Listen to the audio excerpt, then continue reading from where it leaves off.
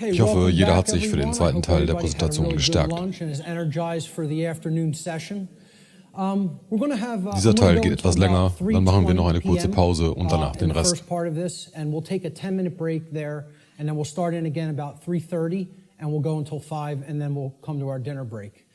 Machen wir da weiter, wo wir aufgehört haben. Wir sprachen über die Struktur des Gehirns und des Verhaltens und wie diese beiden Dinge miteinander verbunden sind. Die Gesundheit des Gehirns spielt eine kritische Rolle für unser Verhalten. Daher ist es sehr wichtig, dass die Leute über die Struktur, Teile und Funktionen des Gehirns Bescheid wissen. Ich behaupte nicht, dass das alles Wissen der Neurowissenschaften ist.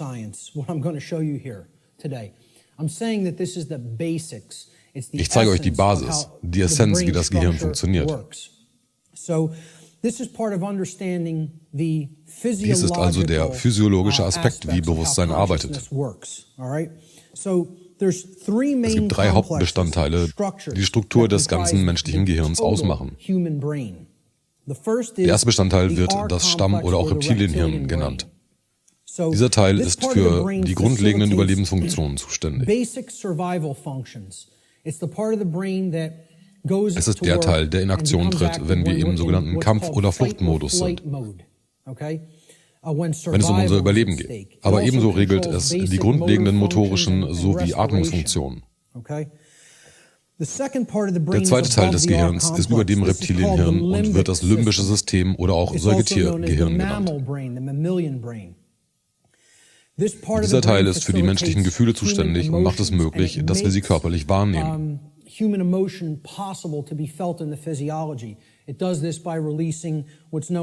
Dies geschieht durch das Ausschütten von Neuropeptiden ins Blut durch verschiedene Drüsen in diesem Teil des Gehirns. So the final part of the brain, the highest structure structurally, and the newest part of the brain. Der letzte und höchst entwickelte und strukturierteste Teil des Gehirns ist der Neokortex oder Telencephalon.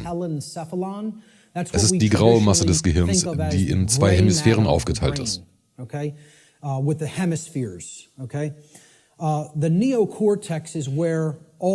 was wir menschliche Gedanken und bewusstes Denken nennen, findet in diesem Teil statt.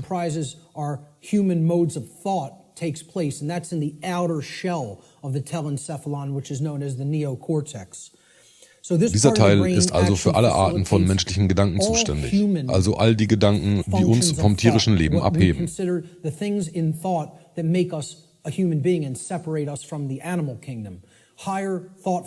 Höhere Gedankengänge, Logik, Intuition und Kreativität.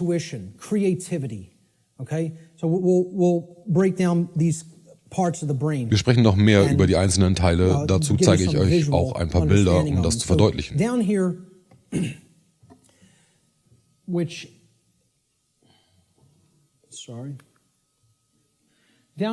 Das Graue hier unten ist das Reptilhirn.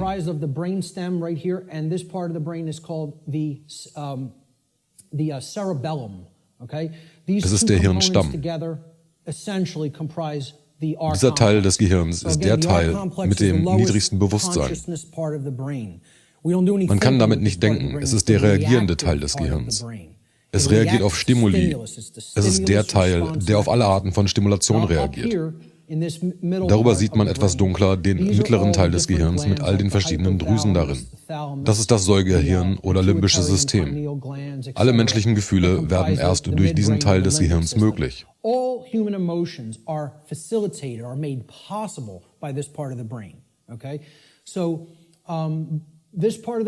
Wenn dieser Teil nicht richtig funktioniert, ist man nicht in der Lage, eine normale Spanne von menschlichen Gefühlen zu erleben. Da spielt Psychopathie eine Rolle. Bei Psychopathen funktioniert dieser Teil nicht richtig. Sei es ein angeborener Schaden oder über die Traumata, die man in seinen Lebzeiten erfahren hat.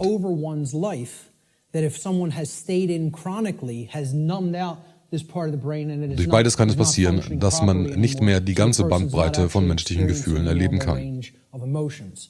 Das Graue hier ganz oben mit den ganzen Windungen ist der Neokortex.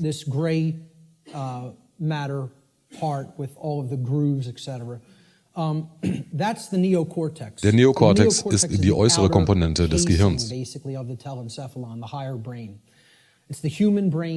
Neo bedeutet neu. Es ist der neueste Teil des Gehirns.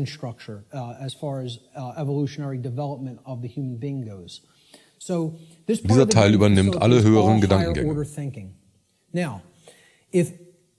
Was wir über den Neokortex oder besser über die beiden Hemisphären dessen wissen müssen, ist, dass sie bilateral symmetrisch sind und dass sie verschiedene Arten von Gedanken regeln.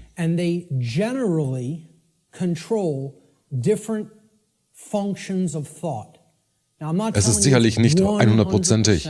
Neurowissenschaft ist deutlich komplizierter. Im Groben ist die linke Hemisphäre des Gehirns der Teil, der für Logik, analytisches und wissenschaftliches Denken und lineare Gedankengänge und mathematisches Denken zuständig ist.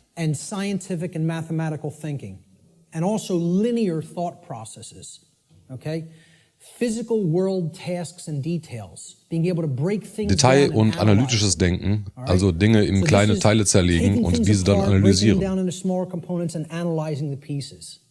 Das ist die Aufgabe der linken Hemisphäre.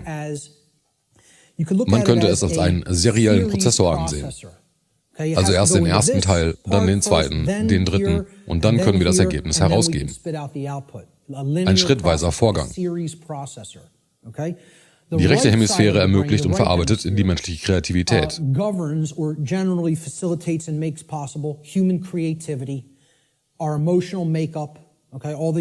Ganzheitliches Denken, die Fähigkeit, das große, ganze Bild zu sehen. Erkennen von Mustern und Mitgefühl.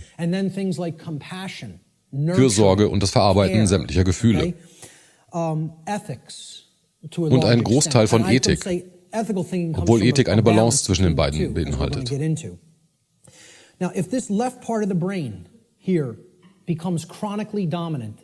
Die beiden Symbole sind archetypische Symbole.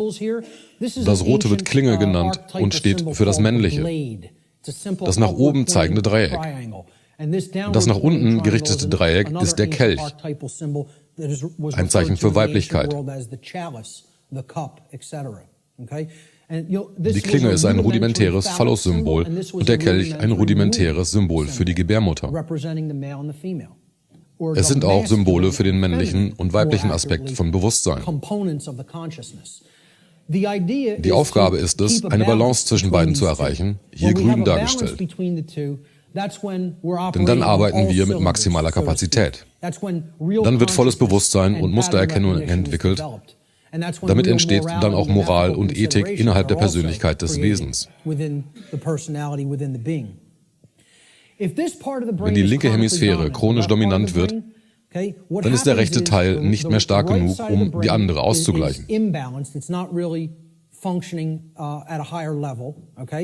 Dann wird das limbische System abgeschaltet und das Reptilienhirn hinzugezogen, um den Ausgleich zu erreichen. Wenn wir also fast nur den linken Teil unseres Gehirns benutzen und den rechten Teil so gut wie gar nicht mehr, dann werden Überlegungen und Entscheidungen auf das Reptilhirn umgeleitet.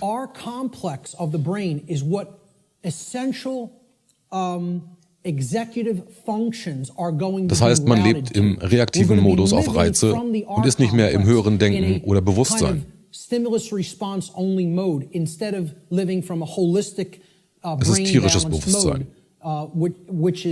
Wenn unser Neokortex ausgeglichen ist, dann bestimmt hohes Bewusstsein und höhere Gedankengänge unsere Persönlichkeit.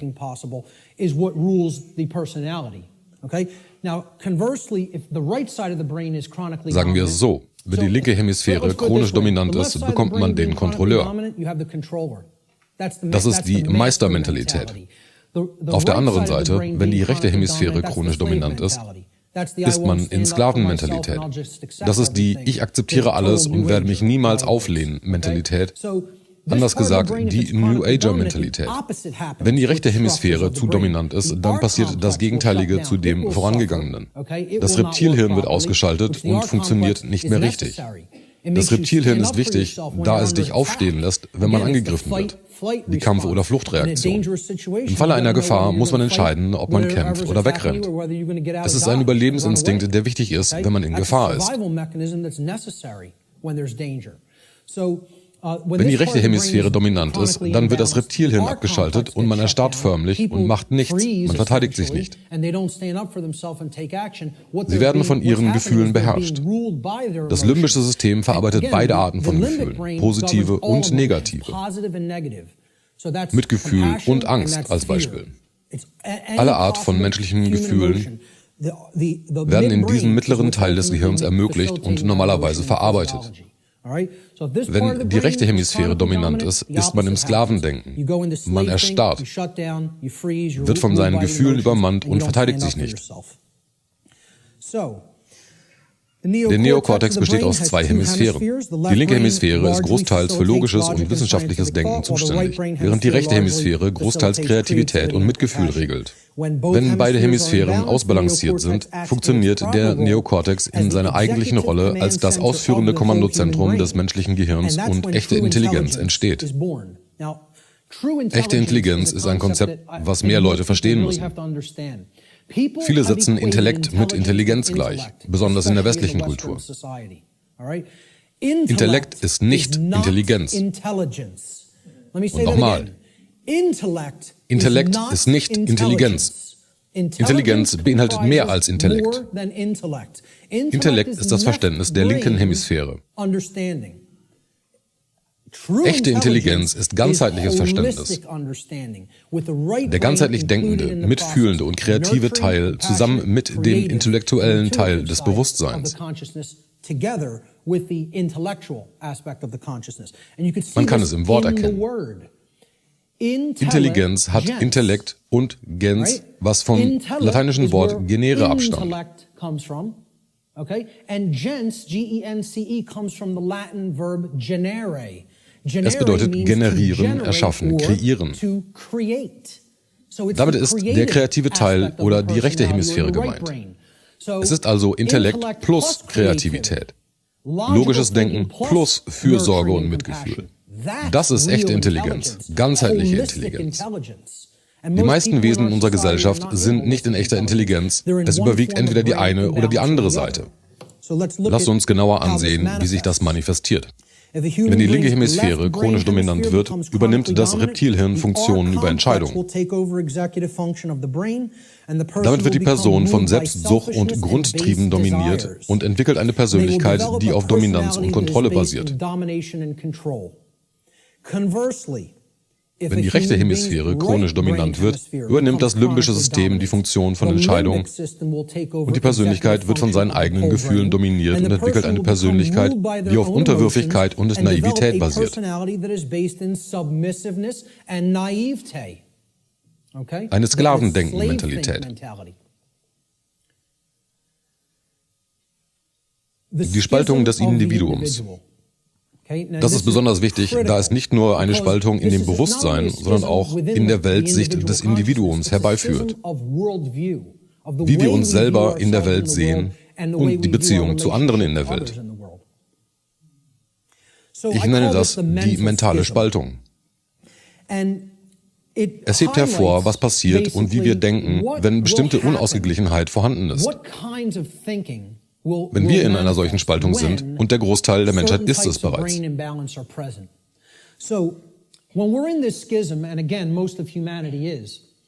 wir zu sehr in der männlichen Hemisphäre sind und zu wenig den kreativen Teil benutzen, entsteht die Dominanz der linken Hemisphäre.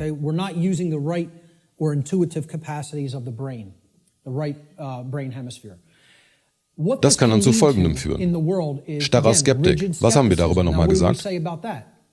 Es ist nicht gut fürs Lernen. Leute lernen nichts, wenn sie starre Skeptiker sind. Es sind Kennzeichen von Wissenschaftshörigkeit, die Verehrer von Pseudowissenschaften.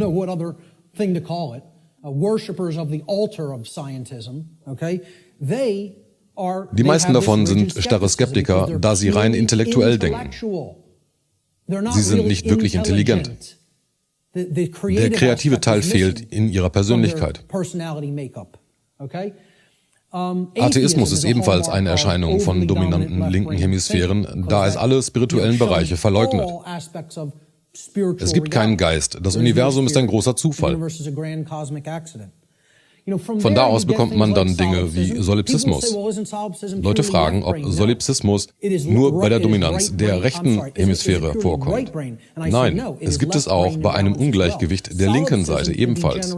Solipsismus kann von beiden Arten von Ungleichgewicht entstehen. Der Gedanke, dass nichts wirklich gewusst werden kann. Wahrheit ist ein schmutziges Wort für viele, die linksdominant sind.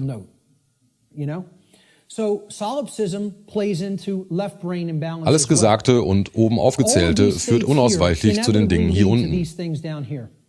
Moralischer Relativismus, die falsche Idee, dass es keinen objektiven Unterschied zwischen richtig und falsch gibt, dass wir das selber entscheiden können.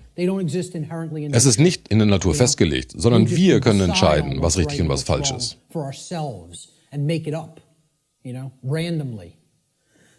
Es ist eine sehr gefährliche Ideologie, über die wir noch reichlich sprechen werden. Sozialer Darwinismus kommt unausweichlich danach. Das ist die Ansicht, dass eine Herrscherklasse die Leben aller anderen bestimmen kann. Sie sind die sogenannte Intelligentsia. Treffender wäre die Intellektuellen, da sie nicht intelligent sind, die meinen, sie seien die Besten.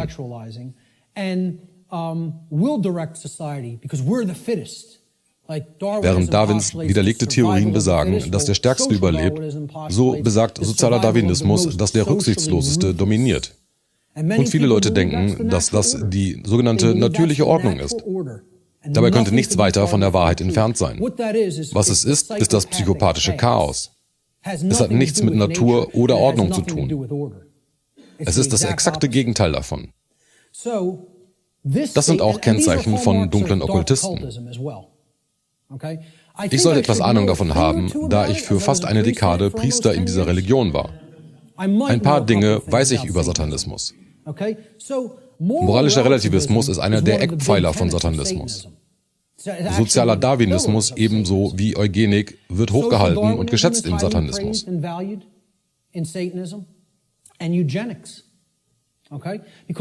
Eugenik kommt von Leuten, die so sehr linksdominant sind, dass sie meinen, sie seien Gott und sie entscheiden können, wer lebt und wer sterben muss. Darauf läuft's hinaus. Wir entscheiden, wer sich fortpflanzen darf und wer nicht weiterleben darf. Das ist Eugenik in Kurzform. Das sind alles Kennzeichen von Autoritarismus. Das ist die Idee, dass Menschen Autoritäten sind. Sie bestimmen die Gesetze, wer leben darf und wer nicht, was richtig und was falsch ist, etc.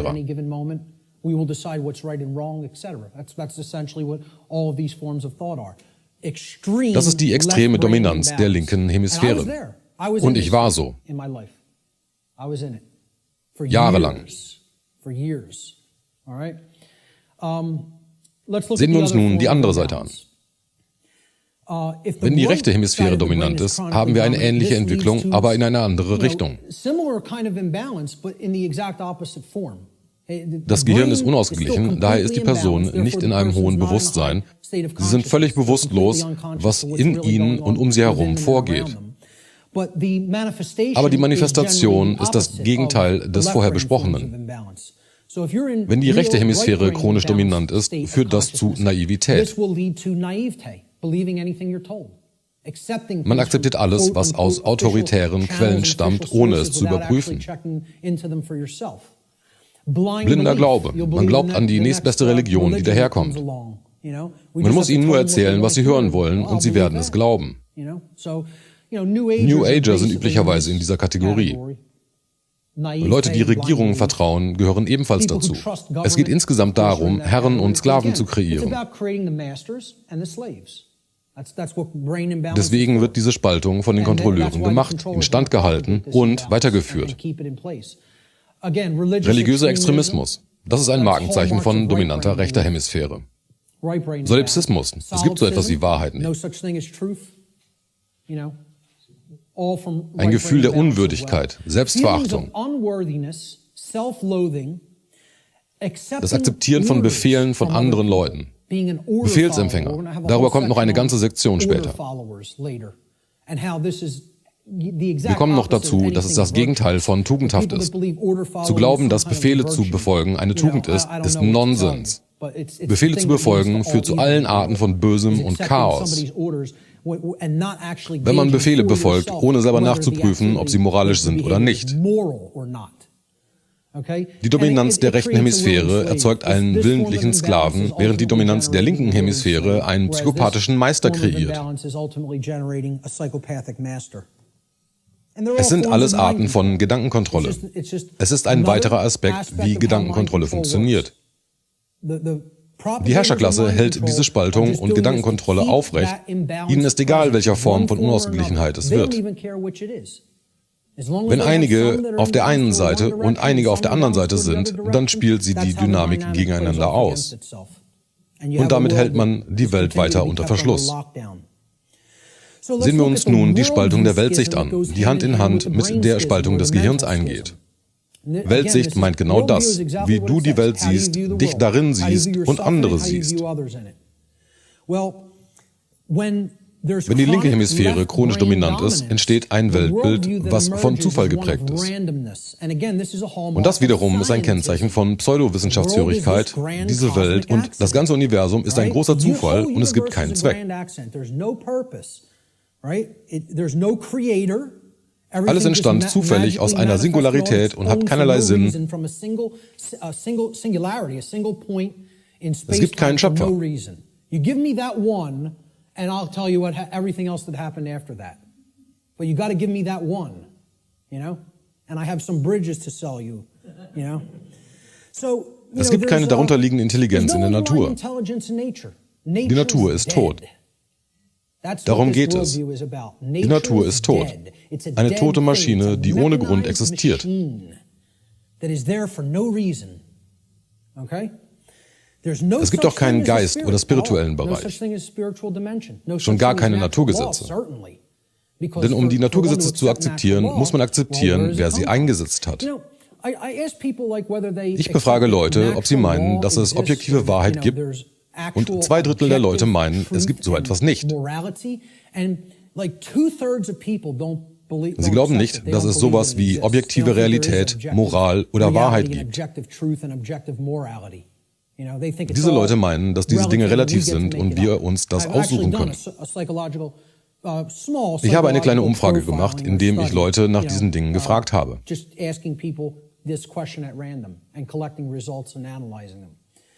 Etwa 2/3 der Leute sind moralische Relativisten, die also glauben, dass Wahrheit ebenfalls relativ ist. Wenn man die gleichen Leute nach Karma befragt, dann antworten 88%, also fast 90%, dass Karma real ist und existiert. Das, was ich nicht verstehe, die Leute meinen, dass Wahrheit und richtig und falsch Konstrukte des menschlichen Geistes sind und nicht objektiv sind, und gleichzeitig glauben sie an Karma. Wer hat denn Karma in Kraft gesetzt? Wenn du glaubst, dass Karma real ist, welche Kraft hat das in Kraft gesetzt? Aber darauf antworten sie nicht. Sie glauben intuitiv, dass Karma existiert, aber können nicht sagen, wer es in Kraft gesetzt hat. Denn das würde einen Schöpfer benötigen. Mit einer dominanten linken Hemisphäre kann man das nicht akzeptieren. Ebenso wenig können diese Leute einen spirituellen Bereich akzeptieren oder die Naturgesetze. Es gibt keinen Sinn für Existenz, außer weiter zu existieren. Daher kommt der Glaube, dass das eigene Überleben das Wichtigste ist.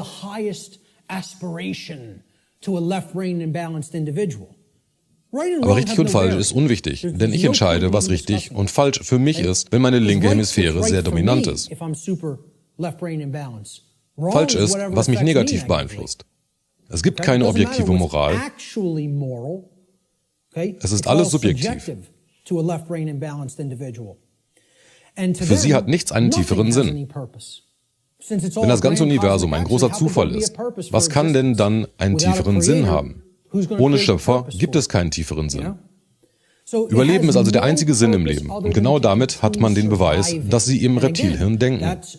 Überleben ist das Wichtigste und der einzige Sinn. Im Satanismus ist die linke Hemisphäre so dominant, wie sie nur sein kann. Wollt ihr wissen, was ihr Nummer 1 Gebot ist?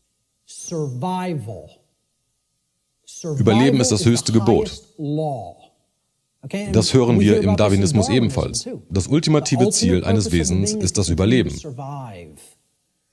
Und ich würde dagegen diskutieren, denn es gibt noch deutlich höhere Gesetze und Ziele als Überleben. Im Satanismus nennen sie es Selbsterhaltung und damit ist auch die Erhaltung von systematischen Glaubenssätzen gemeint. Glaubenssysteme, die dem egoistischen Selbst dienen. Selbsterhaltung ist das Nummer 1 Gebot im Satanismus. Und es ist gleichgültig, über wen du gehen musst, um es zu erreichen, oder über wen du gehen musst, um etwas zu erreichen. All dies sind Kennzeichen von Pseudowissenschaftsführigkeit, Atheismus, Totalitarismus und dunklem Okkultismus.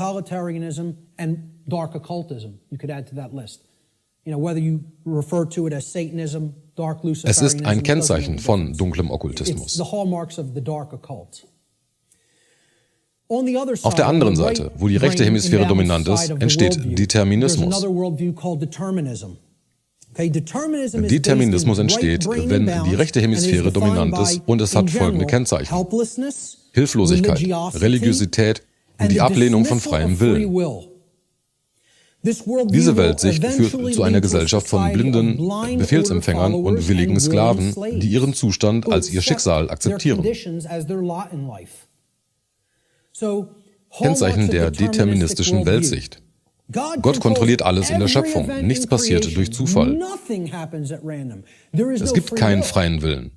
Man kann also nicht einmal seinen freien Willen dazu benutzen, einen Ball zu werfen. Alles ist vorherbestimmt. Religiöse Extremisten glauben das. Ich sage gerne, dass meine Präsentation jeden verärgern wird. Und das sollte sie, denn wenn du in einer dieser Glaubenssysteme bist, dann hast du eine der Unausgewogenheiten in dir. Die Leute, die an Regierung und Wissenschaft glauben, werden verärgert sein, wenn ich über deren Ungleichgewicht spreche. Und die religiösen und New Age-Leute werden verärgert sein, wenn ich über deren Ungleichgewicht spreche. Gut, lass sie sich aufregen. Die Wahrheit wird dich erst verärgern und dann befreien, wenn man sie akzeptiert. Alle Ereignisse sind vorherbestimmt. Freier Wille ist eine Illusion. Wisst ihr, dass Stephen Hawking das in seinem letzten Buch geschrieben hat? Man sollte meinen, wenn einer eine dominante linke Hemisphäre hat, dann er. Denn er betet vor dem Altar der Pseudowissenschaft und meint, dass das Universum ein großer Zufall und eine tote Maschine ist. Beide Ungleichgewichte sind wie Rückkopplungen. Sie speisen sich gegenseitig. Er ist also so linksseitig unausgeglichen, dass er die Merkmale von dominanten rechten Hemisphären entwickelte und sagt, dass es keinen freien Willen gibt. Weil es eine tote Maschine ist und es kein Bewusstsein gibt, kann es keinen freien Willen geben. Wir sind Roboter, die von Materie gesteuert werden. Das glaubte Hawking. Und er schrieb das in seinem Buch. Er schrieb, freier Wille ist so tot wie Gott. Und Millionen Leute kaufen die Bücher dieses Idioten, in dem kein Tropfen echte Intelligenz war. Und die Leute meinen, er war intelligent. Er war möglicherweise einer der intellektuellsten Leute der Welt. Aber ohne einen Deut Weisheit. Null.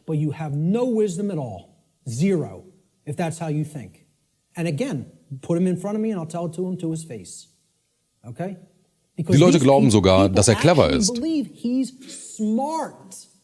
Er ist nicht klug, er ist dumm. Er ist intellektuell, aber das macht dich nicht intelligent. Er sieht nicht ein Stück vom großen Bild, kein einziges. Nur wenn man Konzepte, Berechnungen und Hypothesen wälzen kann, macht es einen nicht zu einer intelligenten Person. Es heißt, man ist super im linearen und logischen Denken. Das macht dich nicht intelligent oder weise.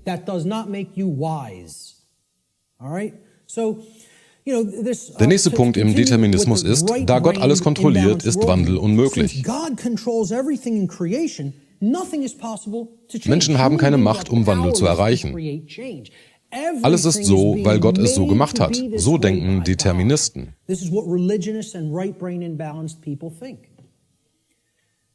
Warum dann in Aktion treten, wenn Handlungen im Grunde bedeutungslos ist? Eines der großen Kennzeichen von New Age, weil es eine Religion ist. Course in Miracles. Wir müssen alles nur akzeptieren, so wie es ist. Nicht wahr, Leute? Es macht keinen Unterschied, ob das Böse mitten unter uns amok läuft. Nein, einfach alles akzeptieren. Tu bloß nichts, nur beobachten. Achte drauf, wie dich das tiefer in Sklaverei führt. Denn das ist der beste Weg, mehr Ketten umgelegt zu bekommen. Das sind alles Kennzeichen von religiösem Extremismus und was ich Sklavendenken nenne. Denn genau das ist es. Lassen wir den Euphemismus weg und nennen das Kind beim Namen. Das ist Herrendenken und das ist Sklavendenken. Wenn du weiter in einer versklavten Welt leben willst, dann bleib in einer dieser beiden Unausgewogenheiten. Die Kennzeichen des Determinismus sind ebenfalls ein Markenzeichen der New Age-Bewegung. Es gibt einen Mittelweg, eine Ausgewogenheit. Darum geht es, eine Balance zu erreichen. Denn wenn man bestimmte Komponenten der beiden Dinge zusammenlegt, dann zeigt es uns, was die Wahrheit wirklich ist. Es steht hier in der Mitte. Es gibt eine deterministische Komponente der Realität und es gibt eine zufällige Komponente der Realität, die beide zusammenarbeiten und existieren. Der deterministische Teil ist das, worüber wir hier heute sprechen und was ich Naturgesetze nenne. Es ist festgelegt. Jeder ist dadurch gebunden und es greift und funktioniert fehlerfrei 100% in allen Fällen. Das ist festgelegt. Es ist die deterministische Komponente der Realität. Dazu gibt es noch eine zufällige Komponente, die mit den Naturgesetzen zusammenwirkt. Und das wird freier Wille genannt. Die Fähigkeit, unser Verhalten auszusuchen. Wir entscheiden, bestimmte Dinge zu tun und bestimmte Dinge nicht zu tun. Und wir können das entscheiden. Jeder hat diese Möglichkeit, jederzeit. Ganz egal, wo du arbeitest, an was du glaubst, mit wem du dich umgibst.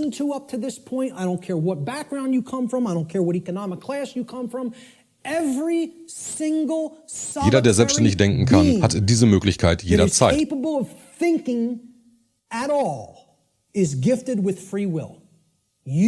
Du hast diese Möglichkeit, dein Verhalten zu bestimmen, und das kann jeder andere auch. Jeder.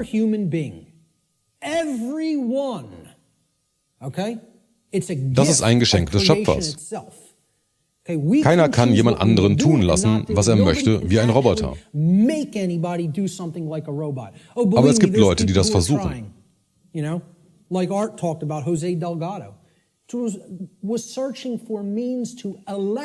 Wie José Delgado, der durch implantierte Chips und Elektroschocks Menschen zu bestimmten Verhaltensweisen zwingen will. Wie ein Roboter. Ein Chip ins Hirn pflanzen, damit man das Verhalten eines Individuums steuern kann, wie ein Roboter. Und das haben sie hier probiert. Direkt hier an der Uni. Wenn ihr meint, dass das, was ich euch erzähle, verstörend ist, dann lest mal was von Delgados Büchern. Er sagt, wir werden es euch beweisen, dass es keinen freien Willen und keine Rechte gibt.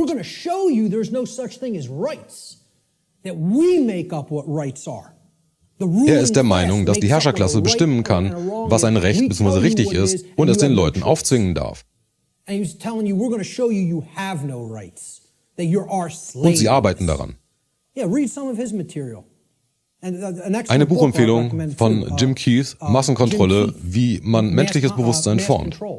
Wenn ihr es nicht gelesen habt, holt es und lest es. Und das ist nur eine Einleitung, aber viele denken, dass er wegen des Buches umgebracht wurde. Die Wahrheit liegt also zwischen diesen beiden Weltsichten.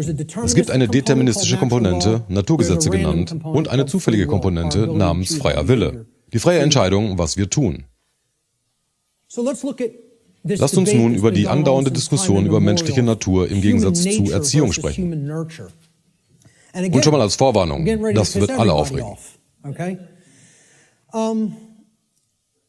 Diese Diskussion geht schon Ewigkeiten. Welches von beiden ist es? Was ist die menschliche Natur? Was ist die Essenz davon? Ist es dämonisch oder engelsgleich? Ich behaupte, es ist keins von beidem. Nicht beides, sondern keins von beidem. Das ist ebenfalls für Leute schwer zu akzeptieren. Denn wenn wir fragen, was ist die Natur des Menschen, dann ist es ähnlich zu der Frage, was ist die Natur dieses Computers hier? It's a very similar question to asking, what is the nature of this computer up on this platform? Was ist die Natur des Projektors? Was ist die Natur der Kameras dort? Kann man überhaupt fragen, was die Natur dieser Dinge ist? Das ist ein Computer. Seine Natur ist es, Informationen zu verarbeiten. Und was ist die Natur des Projektors? Ist es gut, schlecht, himmlisch oder dämonisch? Ist der Projektor dämonisch? Nein, seine Natur ist es, Bilder zu projizieren. Was ist die Natur der Kameras? Sie fangen Bilder ein. Das ist alles. Was ist also die Natur des Menschen? Die Natur eines Menschen ist, dass er Informationen aufnimmt, sie verarbeitet und sie dann wieder herausgibt durch sein Verhalten. Und wir werden noch sehen, dass es einem Computer sehr ähnlich ist. Ich sage nicht, dass wir Computer sind, sondern unsere Natur ähnlich dazu ist. Die Natur der Menschen ist weder vorgegeben gut, noch vorgegeben schlecht. Wir sollten uns stattdessen die Umstände unseres Verhaltens ansehen, also die Umgebung, in der wir Menschen existieren, welches unser Verhalten so stark beeinflusst, dass es den derzeitigen menschlichen Zustand erschaffen hat. Die Situation, in der wir zurzeit sind, nenne ich den menschlichen Zustand, nicht die menschliche Natur. Es ist der jetzige Zustand. It's called the human condition. There's a reason it's called a condition. For any condition to be in place, well, hey, what in was für einem Zustand ist mein Computer? Right now? In welchem Zustand ist der Projektor? In welchem Zustand ist die Kamera? Sie sind im arbeitsfähigen Zustand. Sie machen das, was sie tun sollen, weil sie im guten Zustand gehalten werden. Wenn wir meinen Computer als Beispiel nehmen. Er hat ein funktionierendes Betriebssystem ohne schadhafte Software. Er hat Software, die die Aufgaben ohne Fehler erfüllt, die ich von ihm verlange. Das ist der arbeitsfähige Zustand, der bestimmt, wie der Computer Leistung erbringt. Was für einen Output kann ich in dieser Welt damit bringen? Was ich sage ist, dass Menschen wie Computer sind. Ich sage nicht, dass Menschen Computer sind.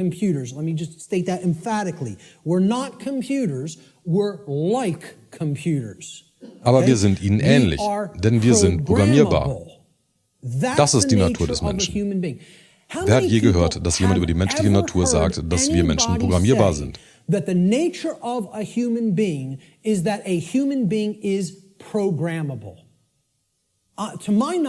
Meines Wissens bin ich der Einzige. Unsere Natur ist es, dass wir programmiert werden können. Das ist etwas, was niemand hören möchte. Die Leute wollen es nicht hören. Sie vergleichen es mit einer Maschine.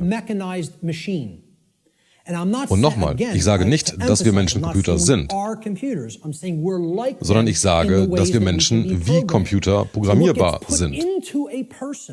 Was also in eine Person reingesteckt wird, durch die Umgebung, welche wir Kultur nennen, bestimmt, was für eine Programmierung wir erhalten und welchen Output wir bringen, was menschliches Leben genannt wird. Und genau das wird die menschliche Natur kreieren, wenn der Großteil sich so verhält, so operiert. Lasst uns ansehen, wie das funktioniert. Menschen sind ähnlich wie Computer programmierbar. Like a computer, if a human being has a bad file system format. That's the first thing you do when you're going to. Wenn man einen neuen Computer hat, dann muss man als erstes die Festplatte formatieren. Wer hat hier eigentlich Ahnung von Technik? Nicht viele. Einige werden es verstehen, die anderen bitte ich um Verzeihung für die technische Sprache. Ich werde es erklären. Man muss die Festplatte formatieren, damit ein Betriebssystem und Daten installiert werden können. Das bestimmt, wie der Bildschirm aussieht, wie Programme gestartet werden und Dateien abgespeichert und verwaltet werden, etc. I do this for a living, so I know all the technical stuff. So I'll try to keep it simple. So, if the human being has a bad file system format, right? Ähnlich wie bei einem Computer. Wenn ein Mensch ein schlecht formatiertes Dateisystem hat, man könnte also sagen, dass der Mensch dann eine schlechte Umgebung während seiner prägenden Jahre hatte. also die ersten 6 Jahre des Lebens. Im Englischen werden diese Jahre formative years, also formatierbare Jahre genannt. Wie ein Format auf einer Festplatte, denn das legt das Dateisystem in einem Menschen fest. Und das bereitet es für das Betriebssystem vor. Großteils programmieren die Eltern die Kinder in dem Alter, sprich, was die Kinder zu Hause und in den ersten Schuljahren erleben und lernen. Ein Betriebssystem ist eine Plattform, von dem aus andere Programme benutzt werden können. Ein grafisches Interface, so wie Windows, macOS, Linux, Android und so weiter. Das ist die Kultur. Das Betriebssystem ist die Kultur, in der die Programme gelernt und gestartet werden.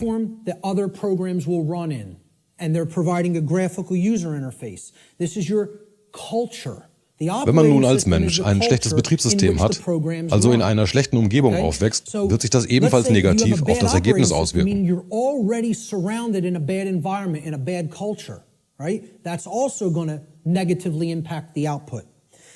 Und besonders, wenn man dann noch schlechte Software hat. Das sind die Programme, die man starten und benutzen kann. Wenn ich kein gutes Präsentationsprogramm hätte, könnte meine Präsentation verzögert herauskommen oder mittendrin abstürzen. Möglicherweise wird der Text oder die Bilder nicht richtig dargestellt. Man sollte also zusehen, dass man mit verlässlicher und guter Software arbeitet. Die Software sind die Glaubenssätze, was die Person im Kopf hat, wie es Dinge wahrnimmt und verarbeitet. Wenn diese 3 Komponenten fehlerhaft sind, das Format oder Kindheit ist schlecht, die Kultur bzw. Umgebung ist schlecht, heißt, sie wachsen in einer schlechten Umgebung auf und die Software, also ihre Glaubenssätze, die man dem Kind beibringt, sind schlecht. Was meint ihr, wie wird der Output, also das Verhalten im Leben, dieses Computers oder Menschen sein?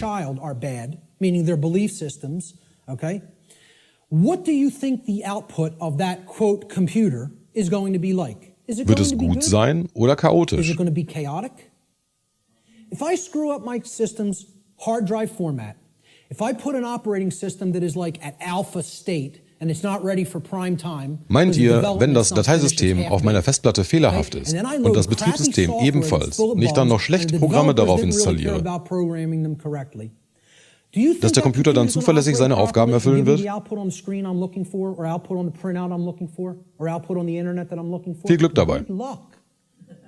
Einige lachen nun, denn sie verstehen, dass es lächerlich ist, davon auszugehen, dass es überhaupt funktionieren könnte. Wie kommen wir dann auf die Idee, dass wenn wir all das uns selber antun, dass wir dann richtig funktionieren? Das herausgegebene Ergebnis wird ebenfalls horrend sein, wenn all diese Komponenten schlecht sind.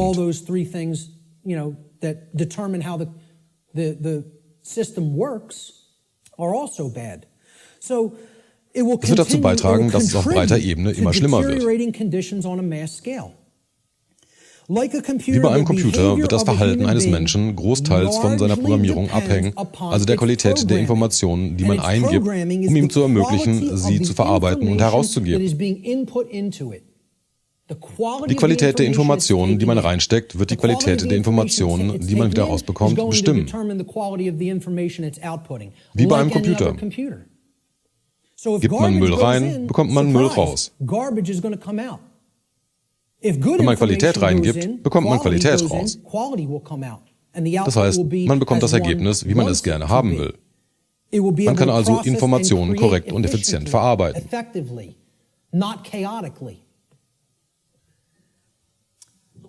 Hier ist ein simples Diagramm, was verstanden werden muss, um die Funktionsweise der Naturgesetze begreifen zu können. Es ist für viele unangenehm, da die Leute die Basis des Ganzen nicht ansehen oder akzeptieren wollen.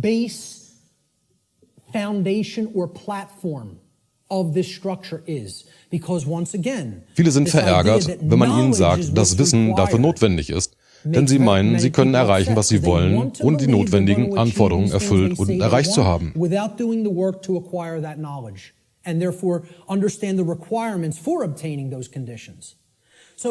Wir starten mit verfügbaren Informationen. Das beinhaltet die Informationen, die man erlernen und aufnehmen kann, wenn man sich dazu entschließt. Diese Informationen können gesammelt, verarbeitet, verstanden und danach gehandelt werden. It can be gathered, it can be processed, it can be understood, and then it can be acted upon. You could call this the grammar Das ist die Phase, die als Grammatik in diesem Drei-Schritte-System bezeichnet wird. Man könnte es auch Input-Phase nennen. Wenn wir das am Beispiel eines Computers betrachten, dann ist es die Input-Phase, wo man etwas eingibt bzw. programmiert.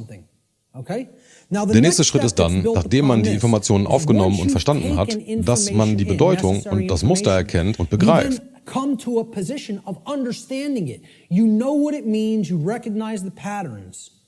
Das ist der zweite Schritt. Beim ersten Schritt ist es Wissen oder der Mangel daran. Das führt dann zu Verständnis oder dem Mangel daran. Wenn man also die Informationen versteht,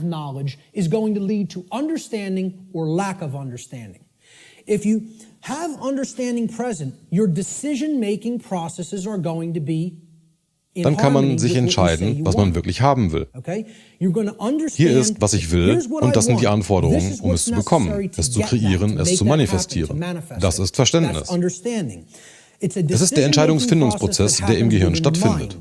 Dieser Prozess findet im menschlichen Gehirn statt und wird von jedem Individuum aufgrund der verfügbaren aufgenommenen Informationen ausgewählt.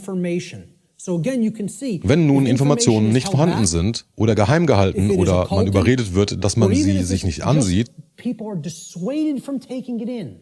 dann wird man diese zweite Stufe überhaupt nicht erreichen. Man versteht nicht, wie unsere Realität sich manifestiert.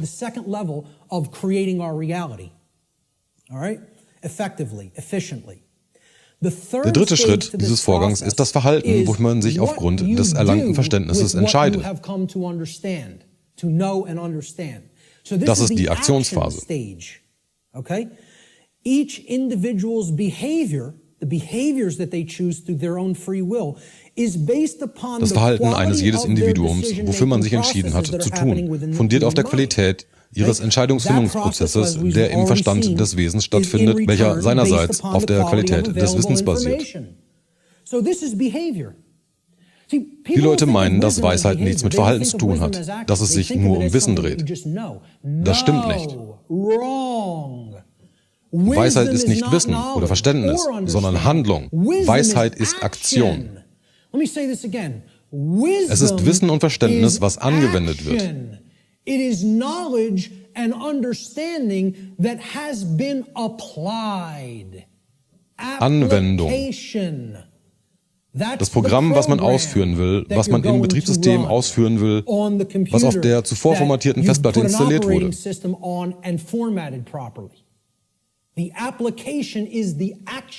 Wenn man etwas auf dem Computer macht, dann tut man das in einem Programm, einer Anwendung. Man macht das nicht mit dem Betriebssystem. Das Betriebssystem ist die Basis, die die Programme überhaupt erst ausführbar macht. Und das Dateisystem seinerseits macht das Betriebssystem überhaupt erst lauffähig. Wir starten mit den verfügbaren Informationen, die dann in Verständnis umgewandelt werden können, die dann ihrerseits, nachdem man die Fehler und Unstimmigkeiten ausgeräumt hat, in Anwendungen, für die man sich mit freiem Willen entschieden hat, in die Tat umgesetzt werden.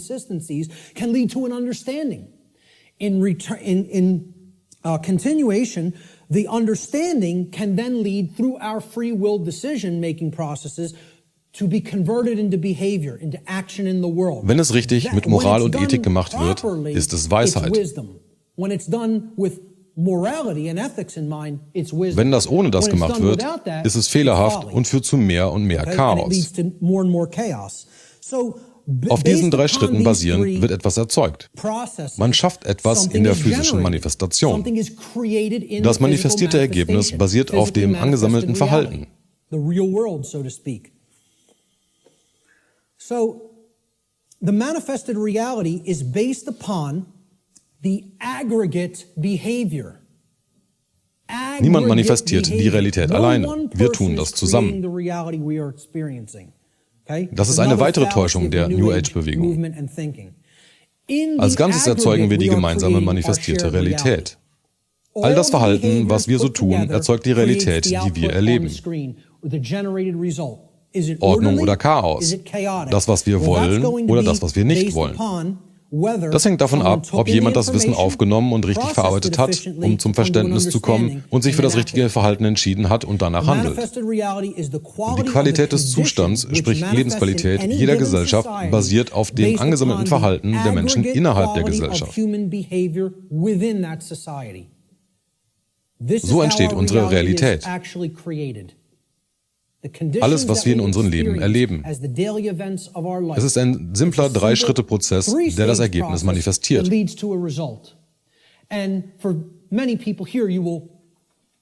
Für alle, die sich damit schon mal beschäftigt haben, ist dieser Prozess als Trivium bekannt. In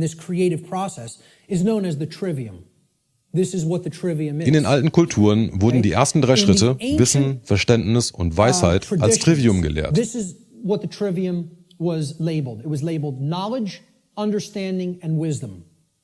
Als es aus den alten Mysterientraditionen in das allgemeine Bewusstsein überging, wurden diese 3 Schritte Grammatik, Logik und Rhetorik genannt. Think tank and society hands, the knowledge of the trivium was termed grammar, logic and rhetoric. Grammatik ist dann die Wissensphase, in der man lernt. Logik ist die Verständnisphase, wo man die Informationen verarbeitet und filtert, sodass man sie versteht. Und die Rhetorikphase ist die Anwendung des Gelernten, die Handlung, für die man sich entschieden hat, aufgrund des Verständnisses der aufgenommenen Informationen. In der Computersprache gibt es noch eine weitere Formulierung für diesen Vorgang. Und das wäre Eingabe, Verarbeitung und Ausgabe.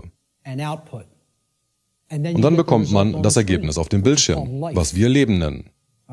Wie ihr das Trivium nun benennt, ist mir egal, aber versteht es und wisst, wie es funktioniert. Denn das ist ein großer Teil, warum wir in dem Schlamassel sind, in dem wir gerade stecken, weil das Trivium völlig aus dem allgemeinen Bewusstsein ausradiert wurde.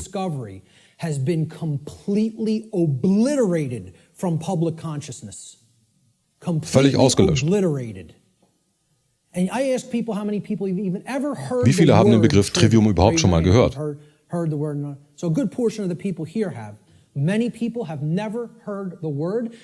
man eine Suche nach dem Begriff macht, bekommt man vor allem Links zu der Metalband. Sie sind nicht schlecht, aber das Problem ist, dass wenn man das Wissen haben will, bekommt man nur Informationen über eine Gruppe.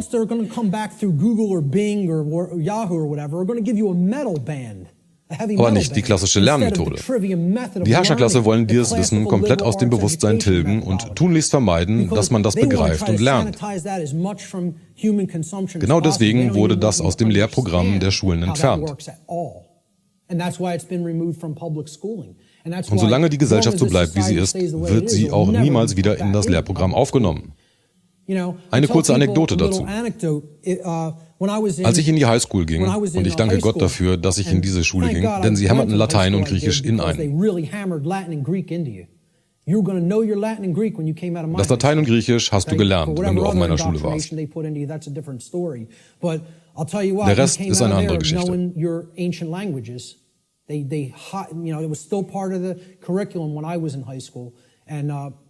Aber die alten Sprachen wurden einem sehr gut vermittelt und ich denke, dass ich eine bessere Person geworden bin, weil ich diese Sprachen gelernt und damit ein besseres Verständnis von Worten habe.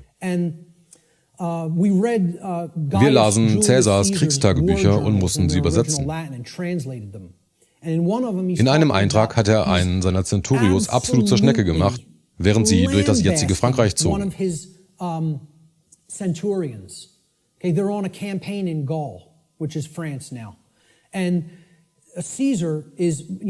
Er sah sich seine Truppen im Lager an, bevor sie weiterzogen, und begutachtete die Sklaven, die mitgeführt wurden, um die ganzen Sachen für die Truppen zu tragen. Slaves of the Roman Empire that they would take with them on their campaigns that would do a lot of the lifting of the equipment and the carrying of the equipment for the centurions to do battle in the next battlefield location, and the slaves would have to do all that manual labor. Und Caesar hört im Vorbeireiten, wie einer seiner Centurios einen Sklaven das Trivium beibringt und flippt völlig aus. Er schrieb, dass er einen Centurio dabei erwischt hat und dass er richtig in Rage kam.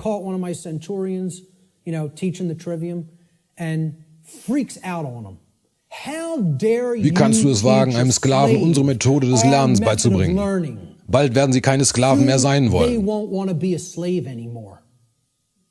Es gäbe einen Aufstand, wenn sie wüssten, was wir wissen. Wenn sie unsere Methode der Wahrheitsfindung kennen. Er sagte zu seinem Centurio, dass wenn er ihn erneut erwischen sollte, dass er ihn sofort in die Wildnis Galliens verbannen würde, was einem Todesurteil gleichkam, da die Gallier die Feinde der Römer waren. Who knew that the Roman Empire was trying to conquer their people at that point, which is basically saying it would be a death sentence, but I won't even carry it out. I'll let our enemy carry it out on you. So sehr regte es ihn auf, wenn man den Sklaven ihre Lernmethode beibringen wollte. Und das ist das Trivium. Und genau deswegen haben die meisten nicht einmal den Begriff gehört. Man sollte es sich ansehen und verstehen, wie es funktioniert. Es ist die Methode, wie wir unsere Realität formen. Entweder konstruktiv oder destruktiv. Lasst uns nun einige der Prinzipien für die Naturgesetze ansehen. In dem 6-wöchigen Seminar über die Naturgesetze gehe ich ausführlich auf diese Prinzipien ein. Das werden wir heute zeitlich nicht schaffen, daher werden wir das nur kurz ansprechen können. Lass uns erstmal das Wort Prinzipien definieren. Es kommt vom lateinischen principia, was erster, wichtigster, führendster, nötigster oder schlicht Chef bedeutet. Es ist das, was am wichtigsten ist. Das muss als erstes gemacht, bevor es verstanden werden. Prinzipien kommen immer zuerst. Das ist eines der Probleme, da unsere Gesellschaft Prinzipien nicht als das Wichtigste ansieht oder behandelt. Trivialitäten sind oft wichtiger als Prinzipien. Prinzipien sind am wichtigsten, daher müssen sie als erstes kommen.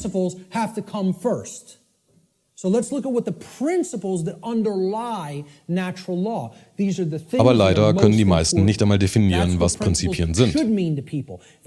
Es sind die wichtigsten Dinge.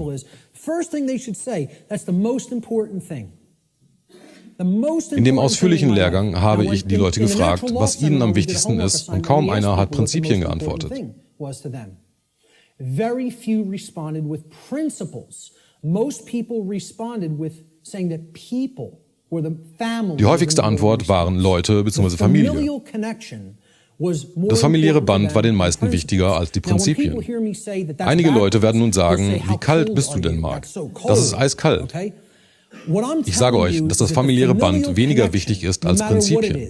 Wenn Prinzipien weniger wichtig sind als die Bindung zu Leuten, dann werden die Beziehungen auch nicht lange halten.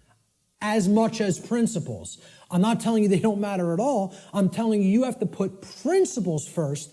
Otherwise, those relationships are just meaningless. They don't really have. Genau deswegen sind die meisten Beziehungen auch nicht langhaltend. Which is why so many relationships are dysfunctional. Daher sollten Prinzipien an erster Stelle kommen, denn wenn man gemeinsame Prinzipien hat, dann hält die Beziehung auch länger. Lass uns nun erstmal die wichtigsten Dinge, die Naturgesetze betreffend, ansehen, und danach sehen wir uns an, wie die Naturgesetze in unserem Leben arbeiten.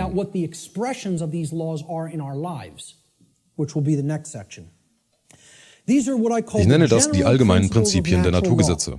Die Naturgesetze drücken sich durch 7 fundamentale Prinzipien aus, plus eines 8. versteckten, welches alle zusammen verbindet.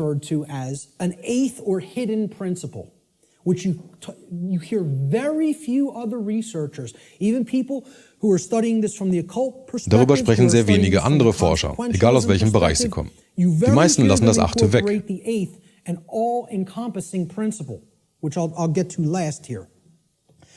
This 8th principle, which I call the lost principle, binds all the other 7 principles together. All right? Diese Prinzipien setzen einen Generalschlüssel zusammen, durch den universelle Weisheit erlangt und beleuchtet wird, einschließlich des Wissens um die Anforderungen, die wir erfüllen müssen, um das Gewünschte zu erreichen. Wenn Leute mich fragen, wie ich mich selber beschreibe in der jetzigen Tätigkeit, dann sage ich den Leuten, dass ich ein Deokkultist bin.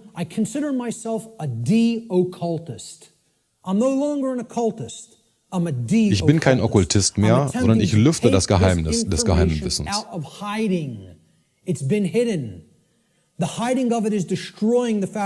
Genau dieses geheime Wissen muss beleuchtet werden, sodass es alle sehen und verstehen können.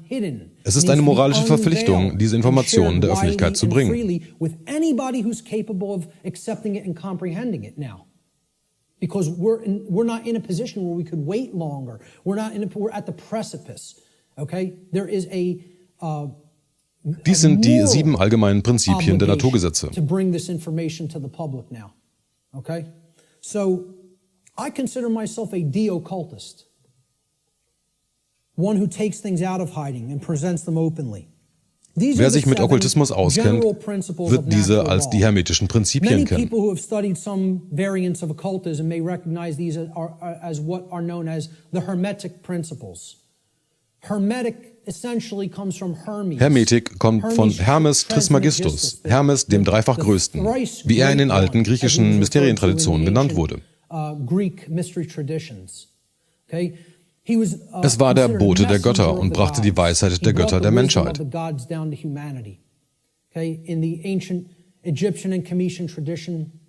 der chemetischen Tradition war es Thoth.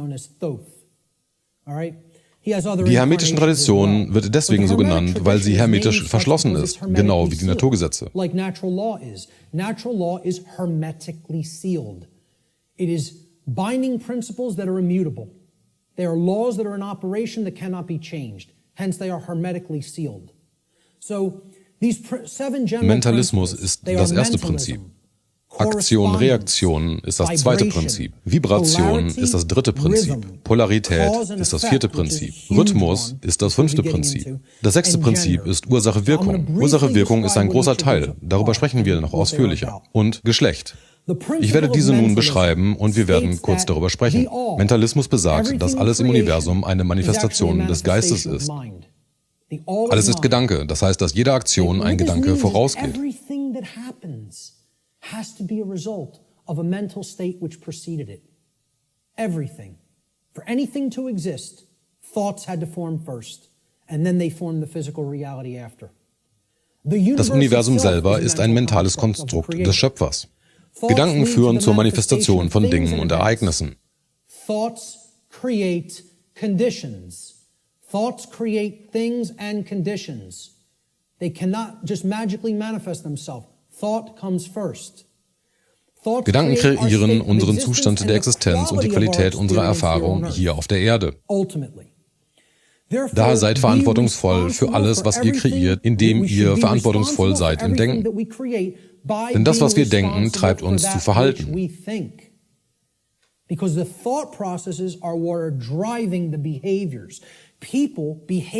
Die Leute verhalten sich so, wie sie es tun, da sie bestimmte Gedankengänge im Kopf haben.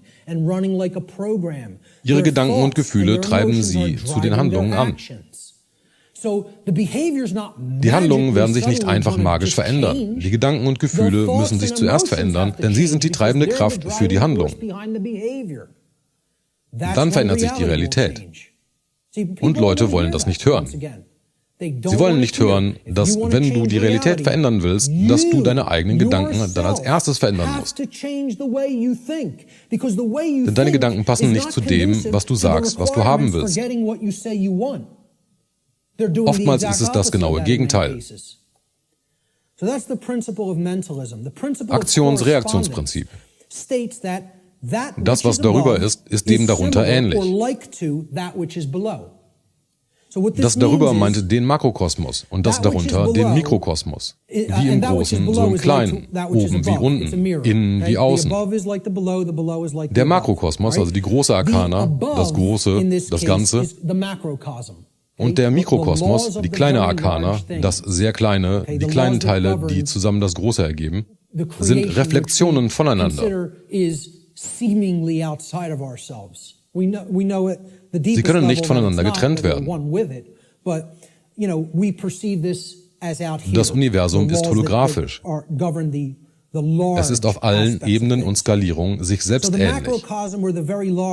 Ein Hologramm ist eine zweidimensionale Darstellung von etwas, was man durch Projektion zu einem 3D-Hologramm machen kann.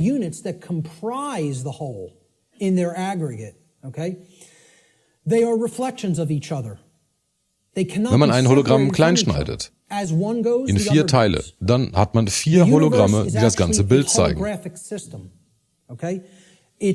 A hologram is an image, okay? You pass a laser through it, and it then projects a 3D image, okay? It's like a flat image, and it projects a 3-dimensional image. But the aspect, nur die Auflösung ist um ein Viertel schlechter. Es ist nicht wie bei einem Foto, wo man dann nur die einzelnen Teile hat. Selbst in den kleinsten Teilen ist alles vorhanden. Also auch in uns. You don't have a quarter of the image on one part of the hologram and a quarter on the other and a quarter on the third and a quarter on the fourth. You have 4 whole images that only lose their resolution by a quarter. Okay?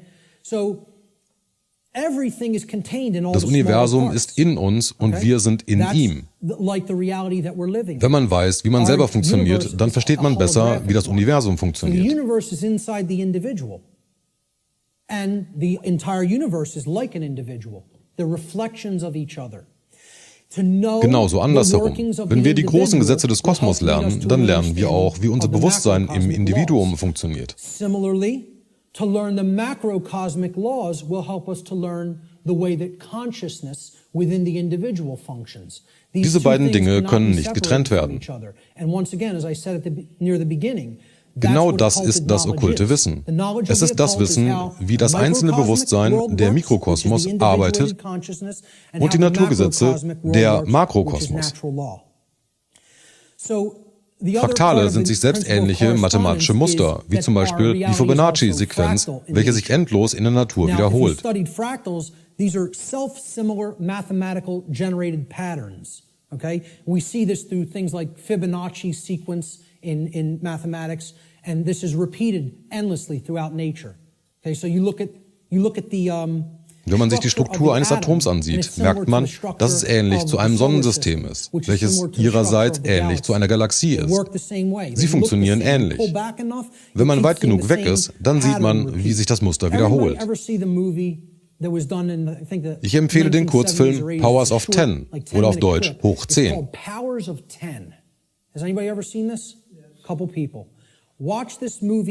Darin wird das, was wir gerade besprochen haben, sehr anschaulich dargestellt und man versteht es sofort. Ein brillanter Film ist online zu finden. Ein kurzer Film, 10 Minuten. Sie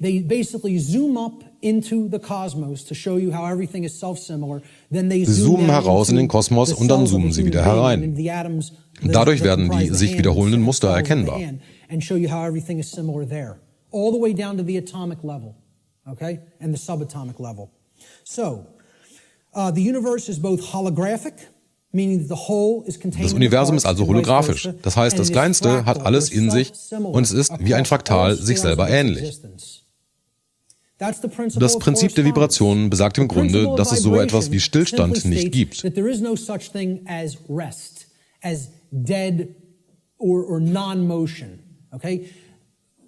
Es besagt auch, dass der Tod eine Illusion ist, denn unsere Vorstellung würde bedeuten, dass sämtliche Bewegung anhält.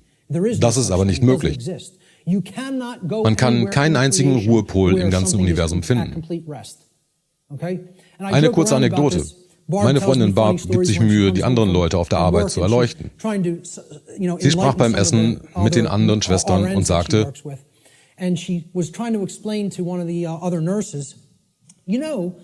wenn du auf diesen Tisch guckst und ganz weit reinzoomen würdest, dann würdest du sehen, dass alle Atome und Elektronen völlig chaotisch durcheinander fliegen.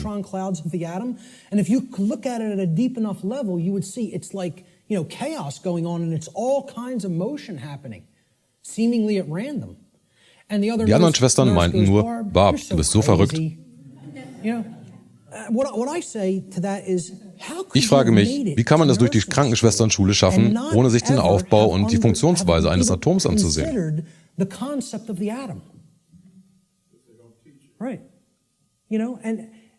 Die anderen sehen Stillstand als wirklichen Stillstand und verstehen nicht, dass, wenn man mit einem Mikroskop weit genug reinzoomt, dass nichts stillsteht.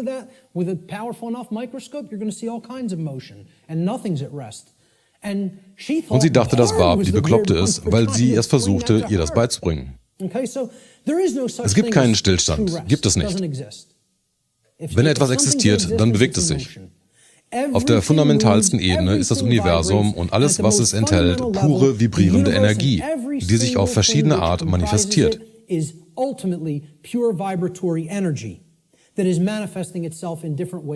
Verschiedene Frequenzen, verschiedene Vibrationsformen. Es hat keine Solidität als solches, so wie wir uns solide Masse vorstellen. Materie ist Energie in Vibration.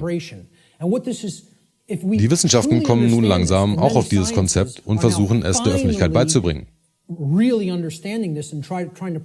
Es scheint, dass das Universum ein spirituelles Konstrukt ist, um Erfahrungen darin zu sammeln.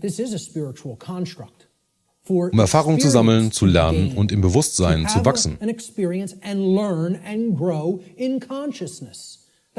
Genau das ist der Zweck des Universums.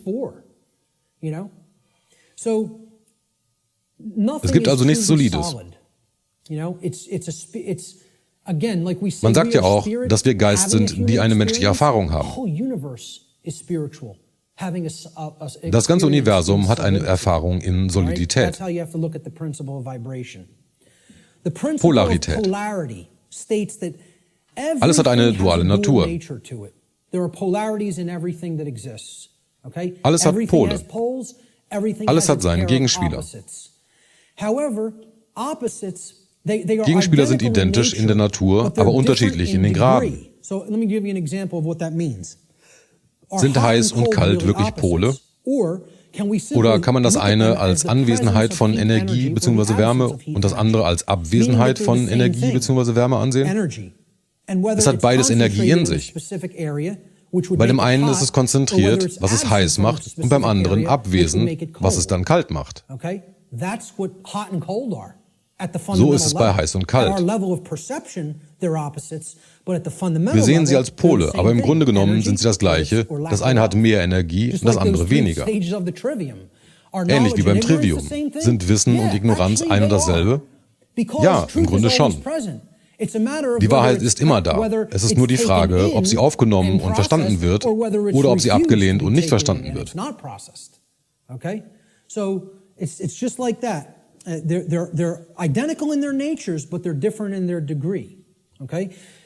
Das bedeutet, dass sie identisch in der Natur sind, aber unterschiedlich in den Graden.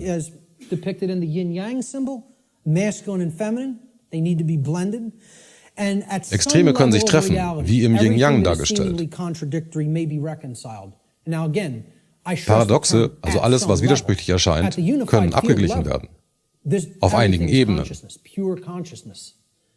Auf fundamentaler Ebene ist alles Bewusstsein, aber auf dieser Ebene gibt es Unterschiede. Auf dieser Ebene gibt es Dinge, die wir ändern müssen, da es wichtig ist. Es macht einen Unterschied.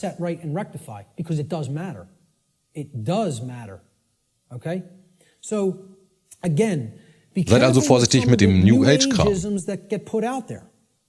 Auf diesem Level müssen wir die Füße am Boden halten. In der physischen Ebene auf jeden Fall. Viele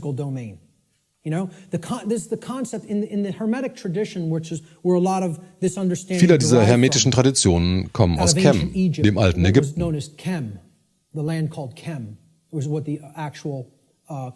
Chem ist eine ältere Bezeichnung dafür, während Ägypten eine bastardisierte Form der Aussprache der ehemaligen Hauptstadt Chems ist, Memphis genannt. Auf Griechisch wurde sie Hygeptos genannt. Daraus wurde Ägypten im Englischen. Aber die älteste Bezeichnung für das Land war Chem, was dunkel bzw. schwarz bedeutet. Es war das schwarze Land. Daher kommt der Begriff Alchemie.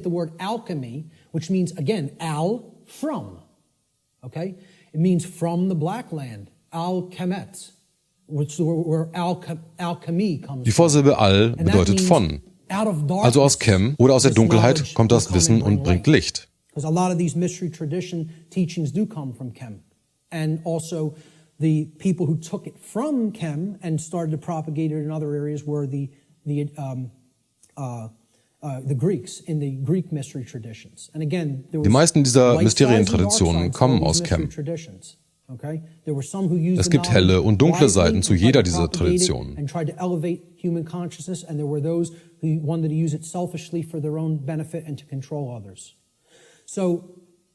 Es gibt die, die das Wissen dazu benutzen, um das Bewusstsein zu erweitern und Leuten etwas beizubringen.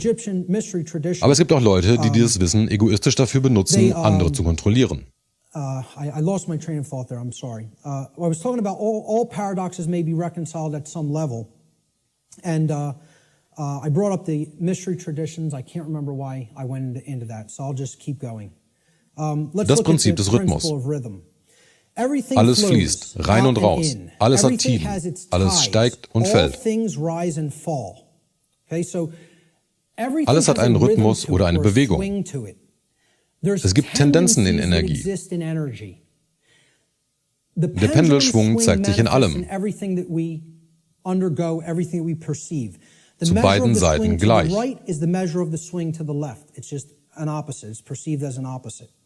Rhythmus kompensiert.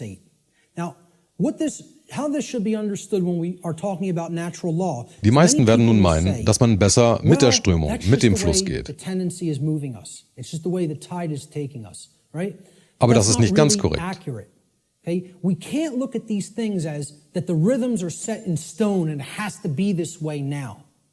Es kann überwunden werden durch höheres Bewusstsein. Regarding these laws, these principles, where they can be overcome by higher levels of consciousness. Okay? This one was one. Wenn man ein Boot hat und rausrudern will, dann muss man erst gegen die Wellen und Tiden rudern. Let's liken it to genetics. If you look at some Wenn die Flut gerade sehr stark ist, dann braucht man mehr Energie, um sie zu überwinden. Plays into whether a gene activates or not and expresses a certain condition. Well, this is the same way. There's something that can be done about the swing or the tide. Wenn man bei Ebbe rausrudern will, dann wird man deutlich weniger Energie dafür brauchen. Wenn ein Flugzeug Rückenwind hat, dann kommt es schneller voran und braucht weniger Energie, um dahin zu kommen. It's going to be very much more difficult. You're going to have to expend more energy to get it out to sea. Wenn man gegen den Wind fliegt, braucht man mehr Energie für die gleiche Geschwindigkeit. Es ist nur eine Tendenz.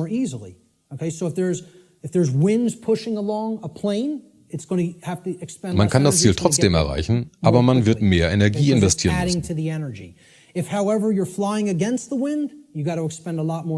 Das heißt nicht, dass man das Ziel nicht erreicht. You can still get to where you want to go. You may just have to exert more effort. Right now, we're in a tendency of. Zu dieser Zeit ist es schwer, das Bewusstsein zu erwecken. Man muss viel Energie, mehr Willenskraft aufwenden, um das Pendel in die andere Richtung zu bewegen. Really have more energy put into it if we're going to resist the tendency. It doesn't mean nothing can be done about it. It doesn't mean it can't be overcome. It means at the time we're living in. Zu anderen Zeiten bewegt sich das Pendel in die richtige Richtung und es erfordert deutlich weniger Energie, es voranzubewegen. So more will is required at this time to move the consciousness. At other times, the consciousness may be. Viele Forscher nennen unsere Zeit das Kali-Yuga. However, we're not living in that time. We are living at what many researchers have called the Kali-Yuga. Oder die Zeit der Dunkelheit und Zerstörung. Das ist der Punkt, der dem Fluss des Bewusstseins am meisten entgegenwirkt, und es wird eine Menge Energie nötig sein, um die vorhandenen Glaubenssätze zu überwinden, die uns zurückhalten, zu erkennen, wer wir wirklich sind. Dieses Prinzip ist es, was am besten zu dem Begriff Naturgesetze passt, wie ich es heute benutze. Ursache, Wirkung. Viele in der New Age-Bewegung wollen es nicht wahrhaben, dass es Ursachen und Wirkungen gibt und dass Effekte von Ursachen entstehen. Das Prinzip besagt, dass jede Ursache ihren Effekt hat und jeder Effekt eine Ursache. Alles passiert nach den Gesetzen. Zufall ist eine Bezeichnung für ein nicht erkanntes Gesetz. Es gibt viele Ebenen von Gründen, aber keine entgeht den Gesetzmäßigkeiten.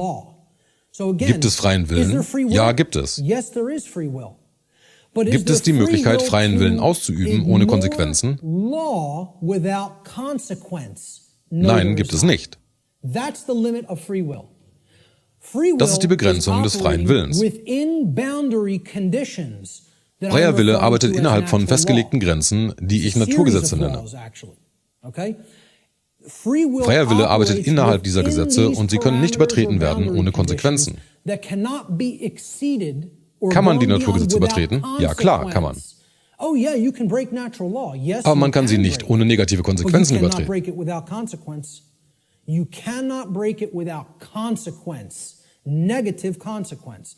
Deswegen wurde dieses Bündel von Gesetzen auch Konsequenzialismus genannt.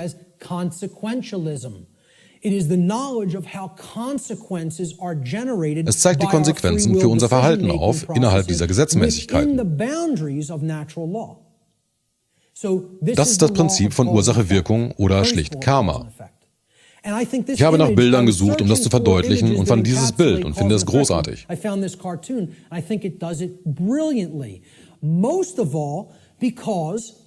Wird der Effekt sich sofort zeigen? Nein, wird er nicht. Es gibt eine zeitliche Verzögerung.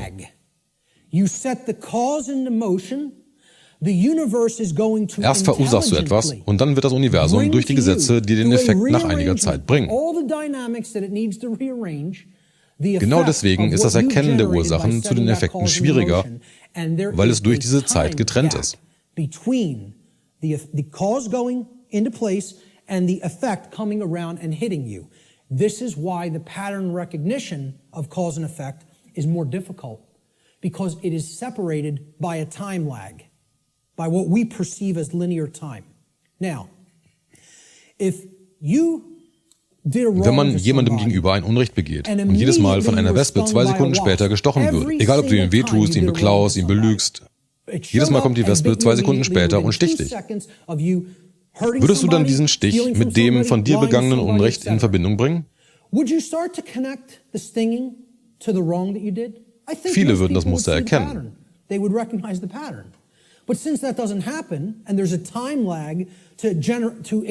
Da diese zeitliche Verzögerung deutlich länger ist, können die meisten diesen Zusammenhang nicht erkennen. Dazu kommt erschwerend, dass es nicht in einem 1:1-Verhältnis zurückkommt. Karmische Konsequenzen sind komplizierter als diese Beispiele. Wir erleben die karmischen Konsequenzen, die die Menschheit im Allgemeinen tagtäglich begeht, und wir nichts tun, um das zu stoppen. Durch unsere Untätigkeit wird schlechtes Karma angesammelt. Viele meinen, Karma kann nur durch Handlungen kommen. Nein, es kann auch durch Untätigkeit kommen.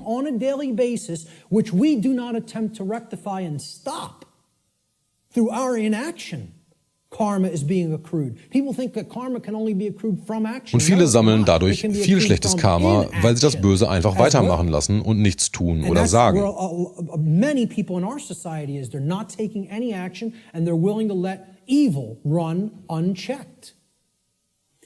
Es wird also zu uns zurückkehren und uns beißen. Was wir in Bewegung setzen, kommt zu uns zurück, wenn wir unsere Gedanken, Gefühle und Handlungen nicht korrigieren. Nichts entgeht dem Gesetz. Wir sind ewig dadurch gebunden.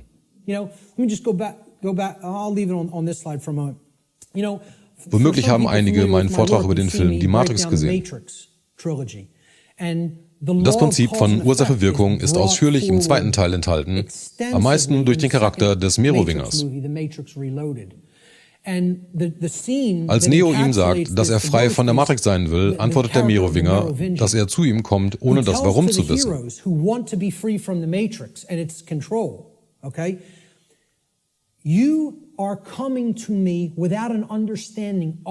Das Warum er in dieser Position ist. Da du die darunterliegenden Gründe nicht kennst, das Warum, genau deswegen hast du keine Macht, um Wandel zu erreichen. Du bist machtlos. Also warum sollte ich dir helfen? Dir fehlt das Wissen und Verständnis über die Ereignisse, die diesen Zustand herbeigeführt haben.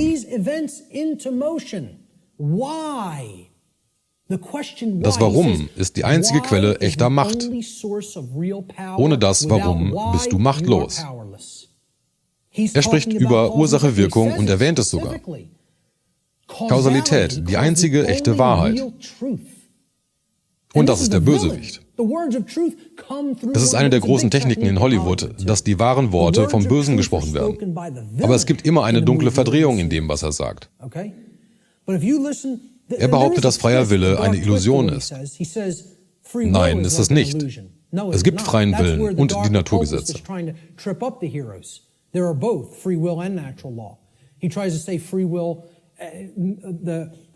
Morpheus sagt ihm, dass alles mit der Entscheidung anfängt und Morpheus hat recht. Unsere Entscheidungen setzen die Kausalität in Bewegung, bevor es einen Effekt gibt. Und der Merowinger behauptet, dass es keinen freien Willen gibt. Und genau das ist der Tropfen Rattengift in der Wahrheit.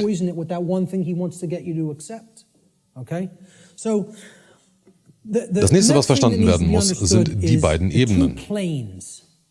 Es gibt die Ebene des Effekts und die Ebene der Gründe. Es gibt keine Macht auf der Ebene des Effekts, Wandel zu erreichen, welches die manifestierte physische Realität ist. Das, was schon ist, kann nicht verändert werden. Man kann die Vergangenheit nicht ändern. Man kann das Jetzt ändern, damit es sich in Zukunft verändert. Aber das, was ist die Realität und Wahrheit. Und alles, was man machen kann, ist es akzeptieren oder es ablehnen. Alles, was sich jetzt manifestiert hat, wurde durch das verursacht, was in der Vergangenheit passiert ist.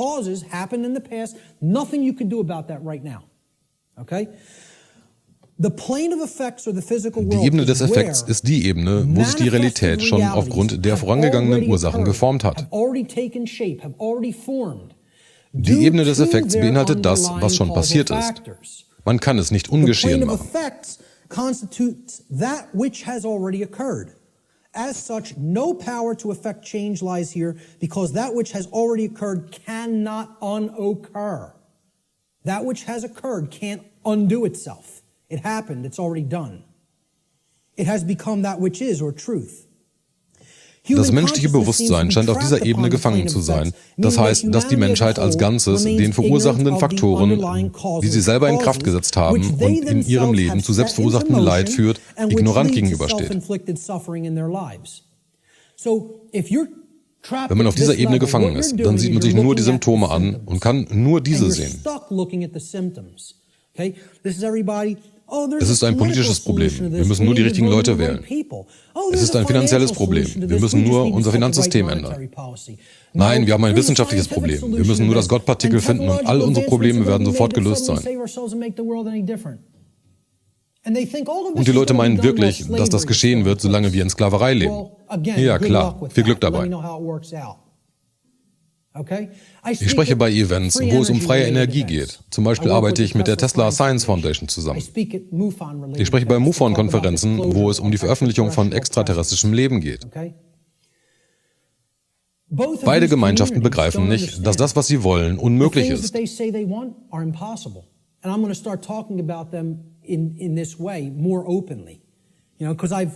Ich werde dazu übergehen, es ihnen auf die harte Tour klarzumachen und nicht mehr auf die sanfte. Weil beide Gemeinschaften nicht über Moral sprechen, zumindest nicht genügend. Sie meinen, wir entwickeln freie Energie und es wird uns retten, ohne dass wir unsere gesellschaftlichen Strukturen verändern müssen. Wir werden also weiterhin in Sklaverei leben, aber wir werden freie Energie haben und die Welt wird dadurch wie durch Zauberei ein besserer Ort.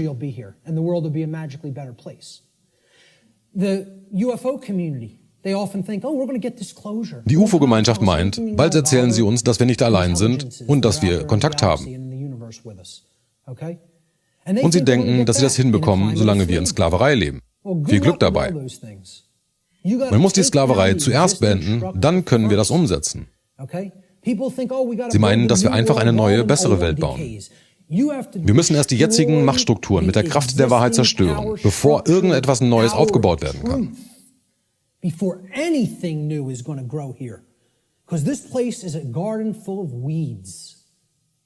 Denn diese Welt ist ein Garten voller Unkraut und giftiger Ideologien, die uns ganz sicher nicht das bringen können, was wir sagen, was wir haben wollen. Solange das nicht in den Köpfen der Leute ist, erwartet kein Wandel zum Besseren. Zur freien Energiegemeinschaft sage ich, ihr werdet nie freie Energie bekommen in einer Sklaverei. Und zur UFO-Gemeinschaft sage ich, ihr werdet niemals die Wahrheit bekommen, solange wir in Sklaverei leben. Die Sklaverei muss als erstes beendet werden. Dann können wir daran arbeiten. Also zusammenfassend, auf der Ebene des Effekts kann kein Wandel erreicht werden. Es ist unmöglich. Es ist wie das Verschieben der Möbel auf der Titanic, während sie sinkt. Man wird nichts damit verändern. Denn die darunterliegenden Gründe haben sich nicht geändert und die sind, wie wir denken, fühlen und handeln.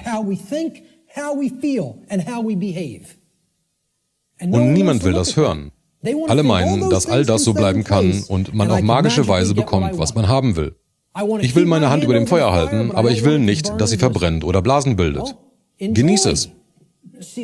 Genau das tun wir auf die Naturgesetze bezogen. Sehen wir uns nun die Ebene der Kausalität an, den mentalen Bereich. Denkt an den Mentalismus. Alles muss erst in Gedanken stattfinden, bevor es sich manifestieren kann. Es muss also erst in Gedanken sein, dann manifestiert es sich in Materie. So again, if the plane of causality is the mental world that's generating the causes in mind, okay?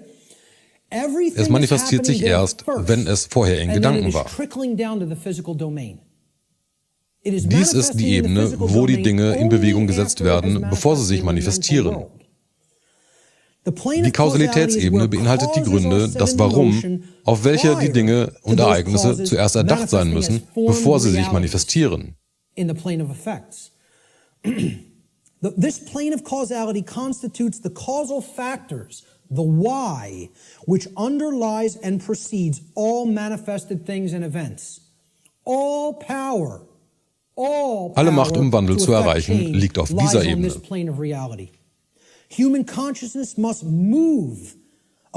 Das menschliche Bewusstsein muss sich von der Ebene des Effekts zu dieser Ebene bewegen, damit die Menschen die darunterliegenden Gründe verstehen, welche zu der Manifestation der Probleme in ihrem Leben führen. Erst dann wird die Menschheit in der Lage sein, ihre gemeinsame, kreierte Realität bewusst, also im Einklang mit den Naturgesetzen, zu gestalten, anstatt wie bisher unbewusst, also gegen die Naturgesetze.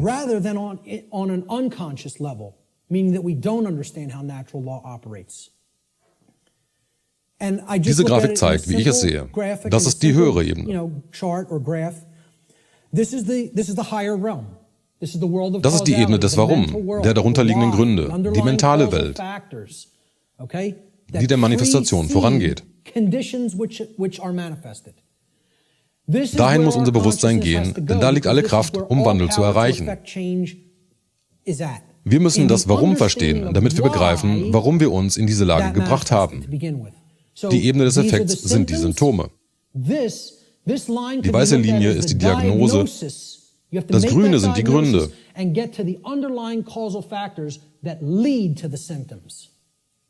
Die Ebene des Effekts ist die manifestierte Realität.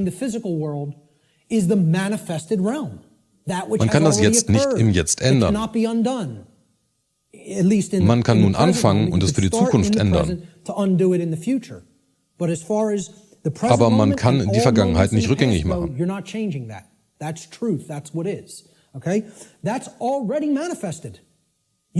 Man kann keine Besserung erreichen, wenn man nur die Symptome behandelt.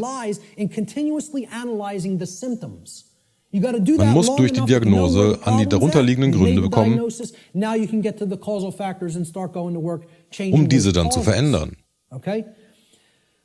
Aber es scheint, dass das menschliche Bewusstsein auf der Ebene des Effekts gefangen ist. Die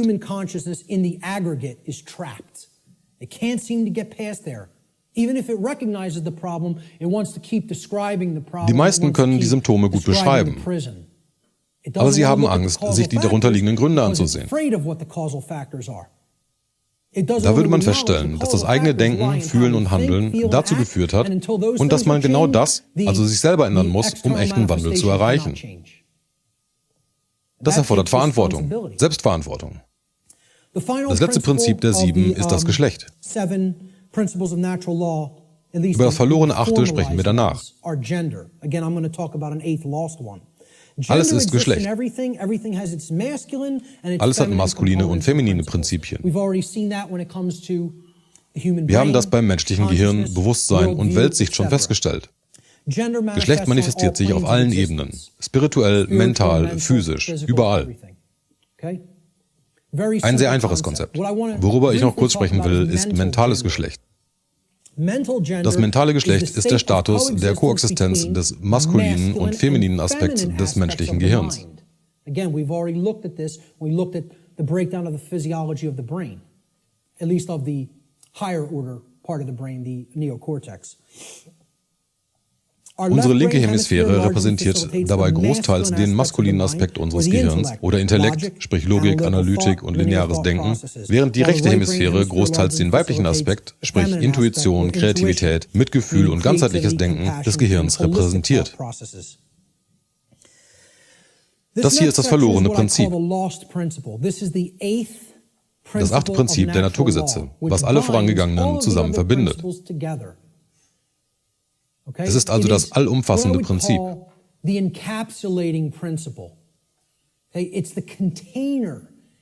ist also die Hülle, wo alle anderen enthalten sind. Aber wir üben es nicht aus. Wir haben uns also schon 7 Prinzipien der Naturgesetze angesehen, hier dargestellt durch die überlappenden Kreise.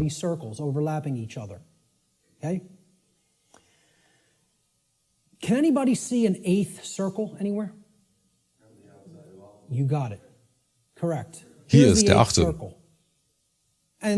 Möglicherweise habt ihr das schon einmal gesehen. Okay. Dieses Muster hat einen Namen. Weiß jemand, wie es heißt? Nicht die Blume des Lebens, sondern der Samen des Lebens.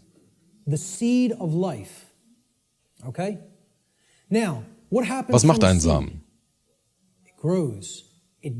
Er generiert etwas. Daraus entsteht etwas. Ein Samen hat eine äußere Hülle. Die Hülle hält die Genetik, das Generative zusammen. Wenn man die Hülle zerstört, dann ist die generative Kraft weg.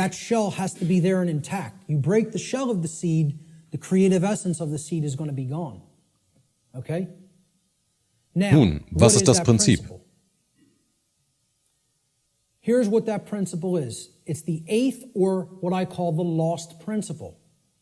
And it's the thing that Ich nenne es das 8. Prinzip und es muss zwingend vorhanden sein, damit Wandel entsteht. Viele missverstehen das. Selbst wenn ich es euch sage, was es ist, werde ich es erklären müssen, da viele eine falsche Vorstellung davon haben.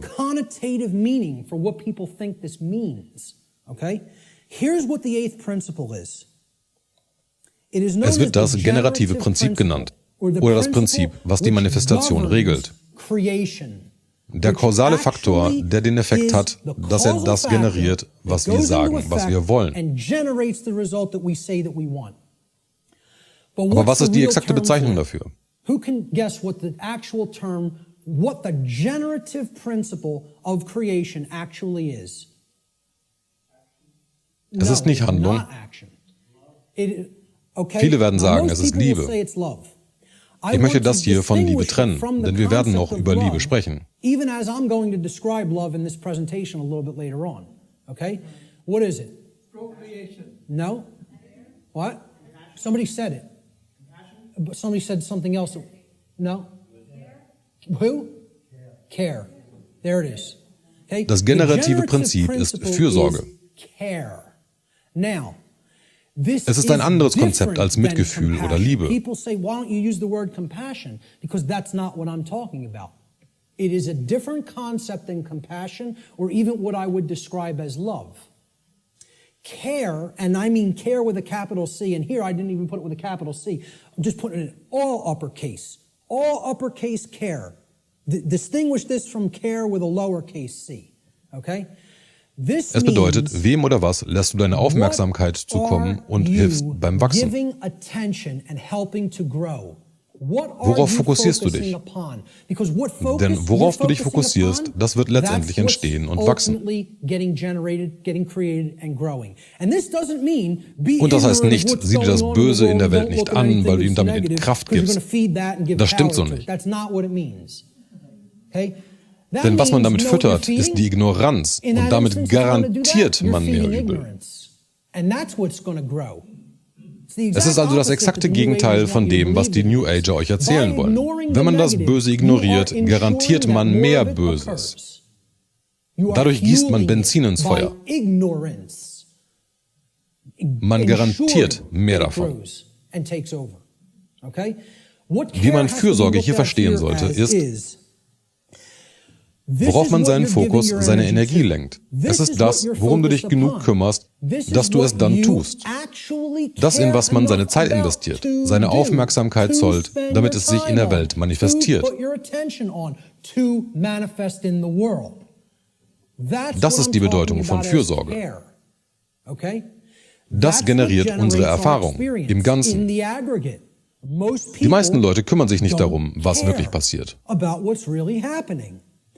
Und genau deswegen ist es für uns als Ganzes unmöglich, die Richtung unserer Energie und unseres Bewusstseins zu verändern und damit zu bekommen, was wir sagen, was wir haben wollen. So funktioniert das wahre Gesetz der Anziehung. Sehen wir uns das genauer an. Das verlorene Prinzip ist die Dynamik der Fürsorge. Das, was uns tagtäglich interessiert, ist unsere treibende Kraft für unsere Gedanken und Handlungen. Deswegen ist das Herz auch der erste Punkt, wo wir den Wandel einleiten müssen.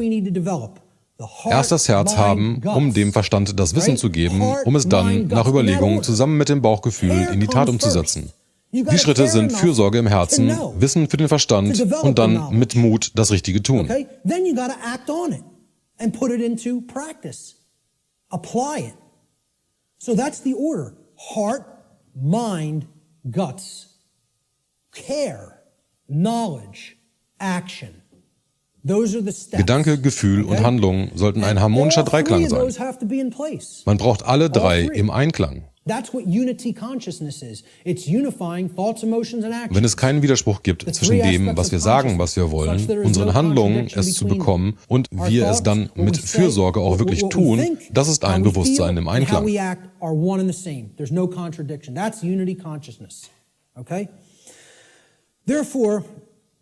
So gesehen kann unsere Fürsorge als ultimativer Generator, also der Schöpfer, Generator, die entstehende Kraft der Qualität unserer Erfahrungen gesehen werden. Deswegen wird es auch das generative Prinzip genannt. Wenn man das Herz als Pumpe ansieht, was ist eine Pumpe?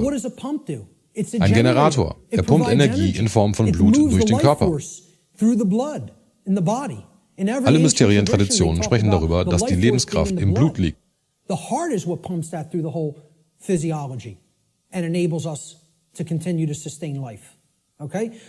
Das Herz ist der Generator und das Zentrum des Wesens.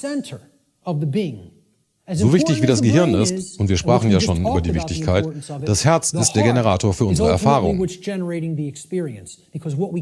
Denn worum wir uns sorgen bzw. kümmern, bestimmt, woran wir tagtäglich denken, und das bestimmt, wie wir uns verhalten.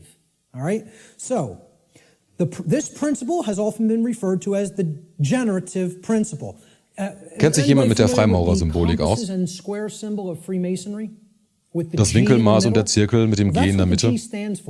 Die wenigsten Freimaurer wissen das, da sie nur mit den exoterischen Lehren der Freimaurerei abgespeist werden und nicht das wahre Wissen bekommen. Die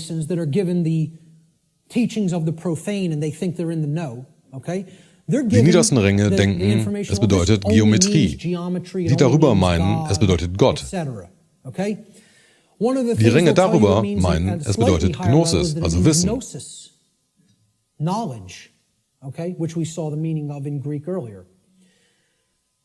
In den erleuchteten Graden, also ab dem 32. und höher, werden sie dir die wahre Bedeutung sagen, das generative Prinzip.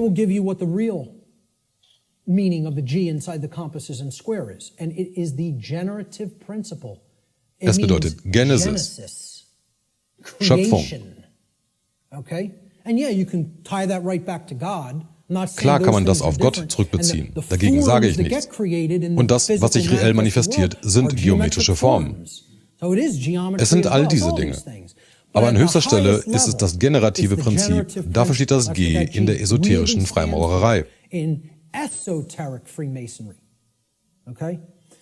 It's called the generative principle because that means to create. It comes from, the word generative comes from Latin. The verb generare, as we've already talked about, means to create.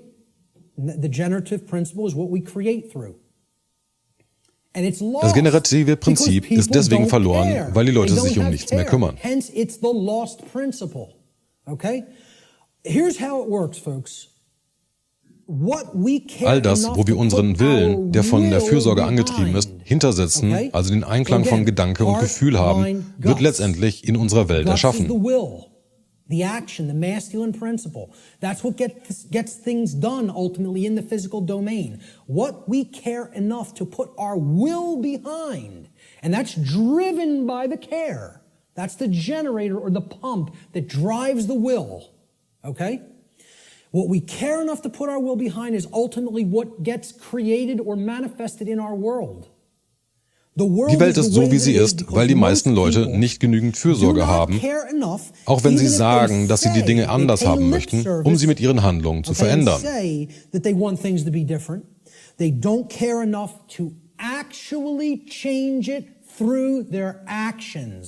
Und darüber spreche ich im New Age Bullshit Seminar sehr viel. Die Herrscher wollen verhindern, dass wir handeln. Sie wollen, dass wir nichts tun. Genau dafür ist die New Age-Geschichte erdacht worden, um die Leute passiv zu halten. Wir sollen nichts tun. Die dunklen Okkultisten wissen, dass das, was unsere Realität letztendlich formt, ist unser Verhalten. Ihr erinnert euch an das Trivium und die 4 Schritte des Diagramms. Handlungen erzeugen die Realität. Und unsere Handlungen werden von Fürsorge getrieben, denn unser Herz treibt unsere Gefühle und Handlungen an. Viele Leute sagen, dass sie die Welt oder ihr Leben gern anders hätten, aber wenn man sie fragt, was tust du, damit es sich ändert, dann schweigen sie. Sie kümmern sich nicht genug, um es durch Handlungen zu verändern. Darum dreht sich das verlorene Prinzip. Solange das nicht wiedergefunden wird und die Leute aus ihrer Faulheit und vor allem aus ihrer Feigheit aufwachen, wird sich nichts verändern. Und das sage ich im New Age Bullshit Seminar so oft und ich sage es jedem New Ager ins Gesicht. Ihr seid Feiglinge. Feiglinge. Im Grunde wissen sie, gegen welches Übel wir ankämpfen und sie sind zu feige, etwas zu machen.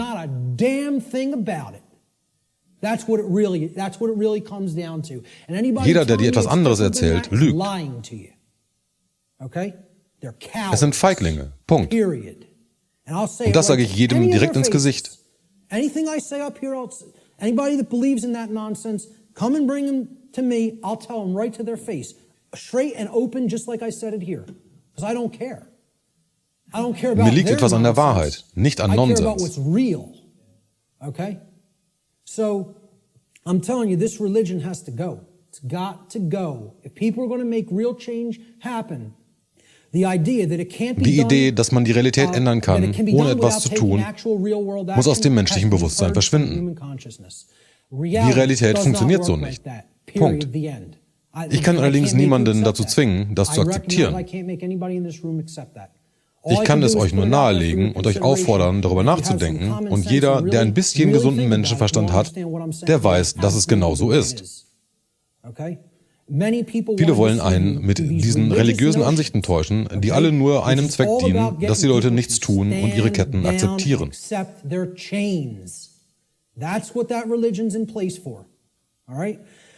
Die nächste Sektion heißt spirituelle Währung. Es gibt 2 spirituelle Währungen, Zeit und Aufmerksamkeit. Zeit ist Geld, sagen die Leute.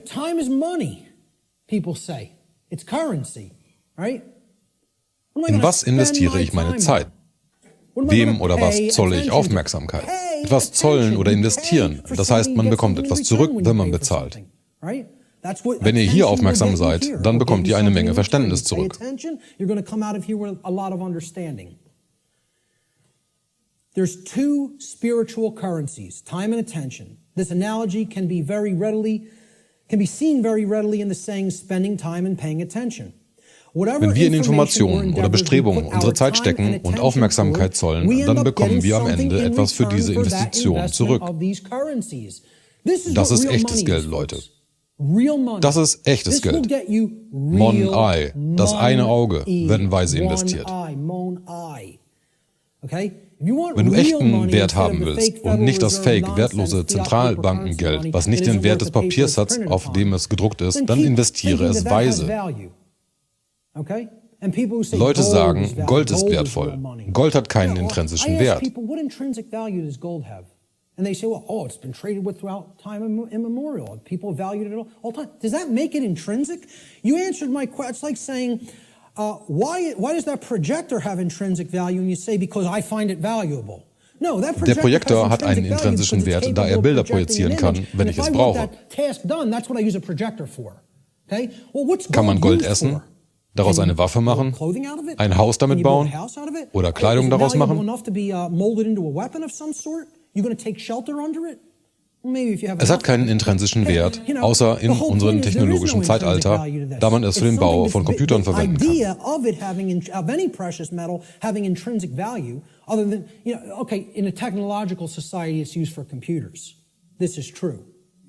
Aber in der Natur, es wurde als Tauschmittel benutzt. Leute denken, dass Geld ein Tauschmittel ist, aber das stimmt nicht. Geld ist ein Limiter, ein Begrenzer im System.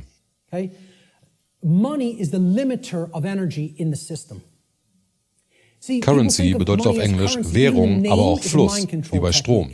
Aber selbst der Name ist eine Gedankenkontrolltäuschung. Es ist weder die Stromstärke, noch die Spannung, noch ein Akku. No, it's not. It's not the capacitance either.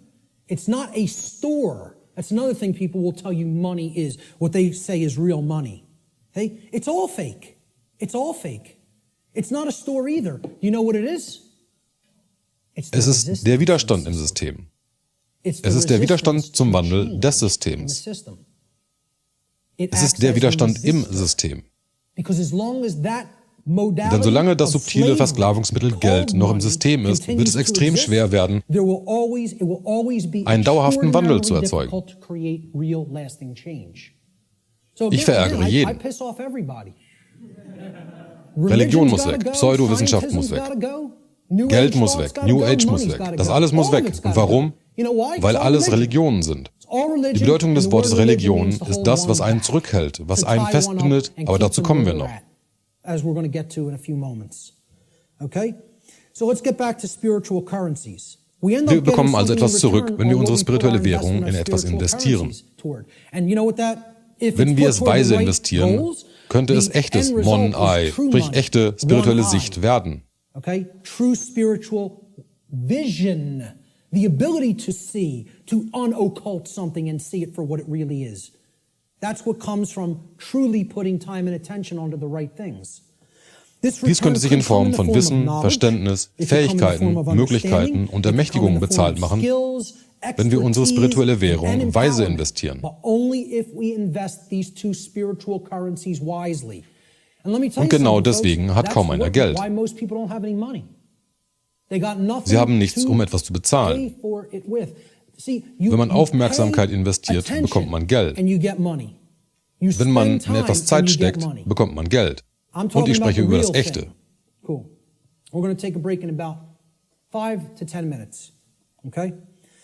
Wir sollten unsere spirituellen Währungen weise investieren. Und deswegen sollten wir die Qualität unserer Aufmerksamkeit verbessern, indem wir uns auf die Informationen fokussieren, die beides, uns selber und den menschlichen Zustand als Ganzes, verbessern können. So ein Unterfangen wäre eine wertvolle Investition unserer Zeit. Wir sollten uns fragen, in was stecke ich meine Zeit? Wem oder was zolle ich Aufmerksamkeit? Damit kann man herausfinden, ob man seine Zeit in etwas wirklich Wertvolles steckt. Wenn man seine Währung hauptsächlich auf Trivialitäten, Ablenkung, Sport, Unterhaltung, TV und Nonsens investiert, dann wird man sehr wenig Wertvolles zurückbekommen.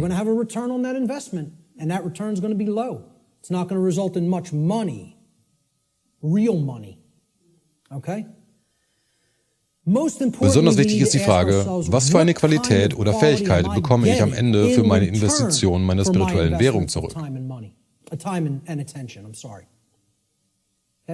Das sind die spirituellen Währungen und die Leute wollen sie nicht sinnvoll investieren. Sie wollen die frei verfügbaren spirituellen Währungen nicht in die richtigen Dinge stecken. Dieses Diagramm zeigt die Qualität unserer Aufmerksamkeit als Ganzes. Okay, and again, this is in the aggregate, but it's created by all the individuals. How the quality of our overall attention Es zeigt, wie die Qualität unserer Aufmerksamkeit im Hinblick auf das Prinzip der Aktion-Reaktion wirkt. Wie der Mikrokosmos ist, so wird der Makrokosmos. So will become the macrocosm. Okay? So over here we have a pure information stream. This is good information. Hier links sieht man einen Strom reiner, guter Informationen, der einem hilft, Weisheit zu erlangen. And is capable of helping to develop wisdom or right action within the being. Auf der rechten Seite sehen wir einen giftigen, schlechten Informationsfluss, wie man ihn durch Mainstream-Medien, Regierungen und New Age zum Beispiel bekommt.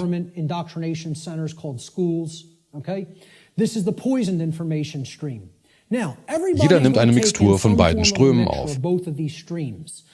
Das Ziel sollte sein, es zu reinigen.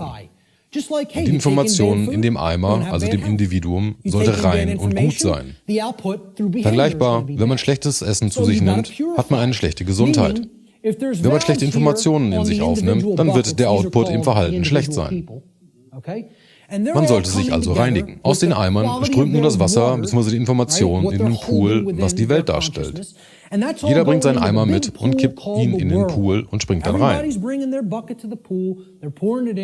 Nun kommt es darauf an, wie viel gutes, sauberes Wasser bringt man mit und wie viel dreckiges, giftiges Wasser bringt man mit.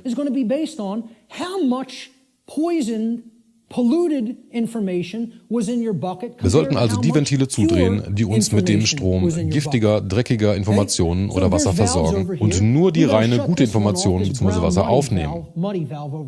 Wenn wir das tun, dann wird die Welt reiner und sauberer und wir kreieren kein selbstverursachtes Leid. Tun wir das nicht, dann schwimmen wir in brauner Soße und dadurch erschaffen wir jede Menge Probleme für uns selber. And generating all kinds of problems for ourselves. In was stecken wir unsere Zeit? Wo geht unsere Aufmerksamkeit hin? Ist es das? Das Sitzen vor der Hypnosekiste? Hypnose bedeutet das Unterdrücken von Wissen bzw. Geist.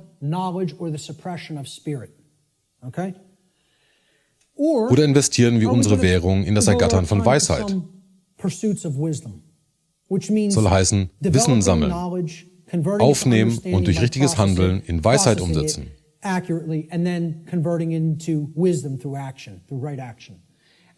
Man muss dafür lesen. Das wollen die Leute auch nicht hören. Lesen ist notwendig. Die Römer hatten ein Wort, was zwei verschiedene Bedeutungen hatte. Das Wort Liber, L-I-B-E-R. Das Wort bedeutet frei, kein Sklave, ein freies Wesen. A free being would be described as liber, free. It's the basis of the English word liberty, liberty, liberty, freedom. Okay? In einem anderen Kontext hatte es eine andere Bedeutung. So the word liber didn't just mean free. Das englische Wort Liberty, Freiheit, hat seinen Ursprung darin. Es bedeutet Buch. Sagt uns das was? Das römische Wort Buch bedeutet ebenfalls frei.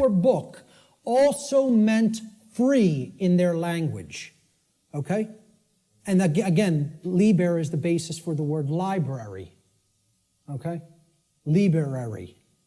Okay? Where you can go to become free if you read the right books. You know? And again, the world is our library now. Und wir haben nun alle Mysterientraditionen online verfügbar, auf Tastendruck abrufbar.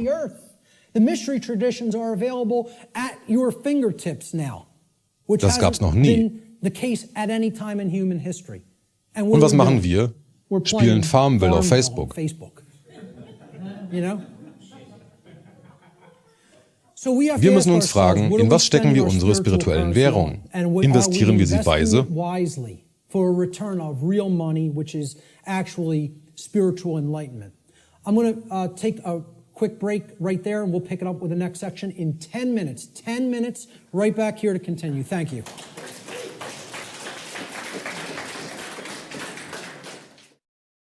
Die Naturgesetze haben viele Namen in verschiedenen Mysterientraditionen unserer Geschichte. Lass uns ein paar davon ansehen. Es wird auch das Gesetz von Ursache-Wirkung genannt. Es gibt eine wissenschaftliche Nebenbedeutung zu dieser Bezeichnung. Selbst Wissenschaftler werden sagen, ein Effekt folgt einer Ursache. Ebenso gibt es für jede Aktion eine gleich starke entgegengesetzte Reaktion. Things like for every action there exists an equal and opposing reaction. So there's a consequence when an action is taken. In der New Age und dem Umfeld wird es eher das Gesetz der Anziehung genannt. Daher nenne ich diese Präsentation das wahre Gesetz der Anziehung. Okay? I call this presentation the real law of attraction. So ich möchte hier mal anmerken, dass nicht alles in der New Age Unsinn ist. Es ist zwar eine Religion, aber es sind ein paar Weisheiten drin enthalten. Diese kann man rauspicken und daraus lernen.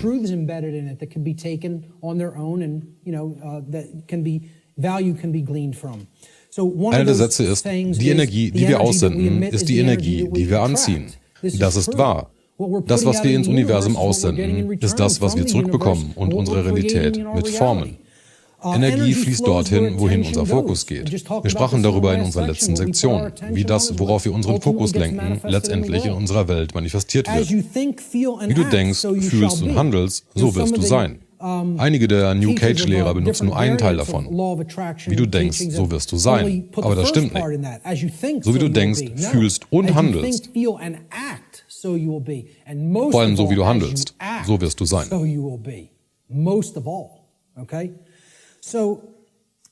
Es wird auch Karma genannt oder moralische Gesetze, wie ich schon vorher sagte. Es ist sehr schön ausgedrückt in dem Satz, du erntest, was du säst. Die Samen, die du pflanzt, geben die Früchte, die du ernten können wirst. Es wird auch Konsequenzialismus genannt, aber das haben wir ja schon gesagt. Da wäre der Merksatz, es gibt freien Willen, aber nicht ohne Konsequenzen. That's called consequentialism. That would be another very accurate way of referring to natural law. And finally, the golden rule. Und zu guter Letzt die goldene Regel. Okay? And it's been stated was du nicht willst, was man dir tut, das füge keinem anderen zu. Das ist die Apophase.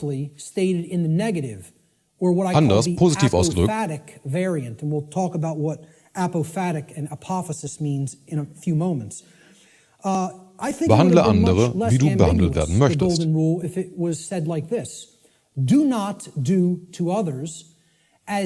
Am besten nimmt man sich beides zu Herzen.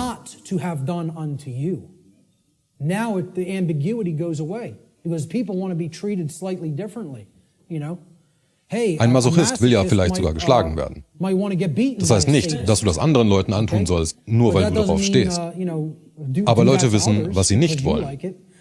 Sie wollen ihre Rechte nicht verlieren oder ihr Eigentum gestohlen oder beschädigt wissen. Sie wollen nicht verletzt werden. Sie wollen nicht angelogen oder betrogen werden.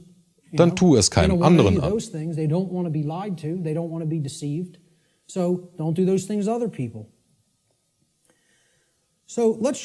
Das ist das Herz dieser Präsentation. Wie drücken sich die Naturgesetze in unserem Leben aus?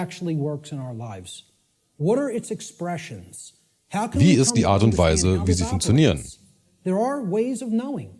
Man kann sie durch diese Ausdrücke erkennen und wissen. Wir haben ja schon darüber gesprochen, was die Naturgesetze sind und über die Grundlagen. Nun sprechen wir darüber, wie sie in unserem Leben wirken. Wir zeigen das gleich in einer Tabelle. Die Wirkungsweise der Naturgesetze drückt sich in den menschlichen Leben in 5 verschiedenen Arten aus. Jede dieser 5 Ausdrucksformen hat einen positiven und einen negativen Aspekt, was zusammen 10 verschiedene Ausdrucksformen der Naturgesetze ergeben.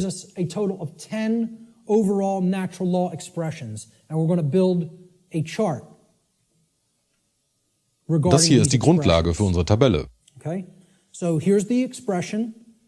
gibt einen positiven Ausdruck und einen negativen Ausdruck.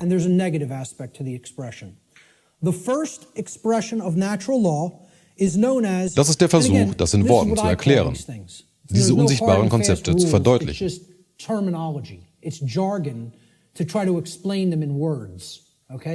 These are unseen concepts and laws in reality, in nature, in the nature of the universe.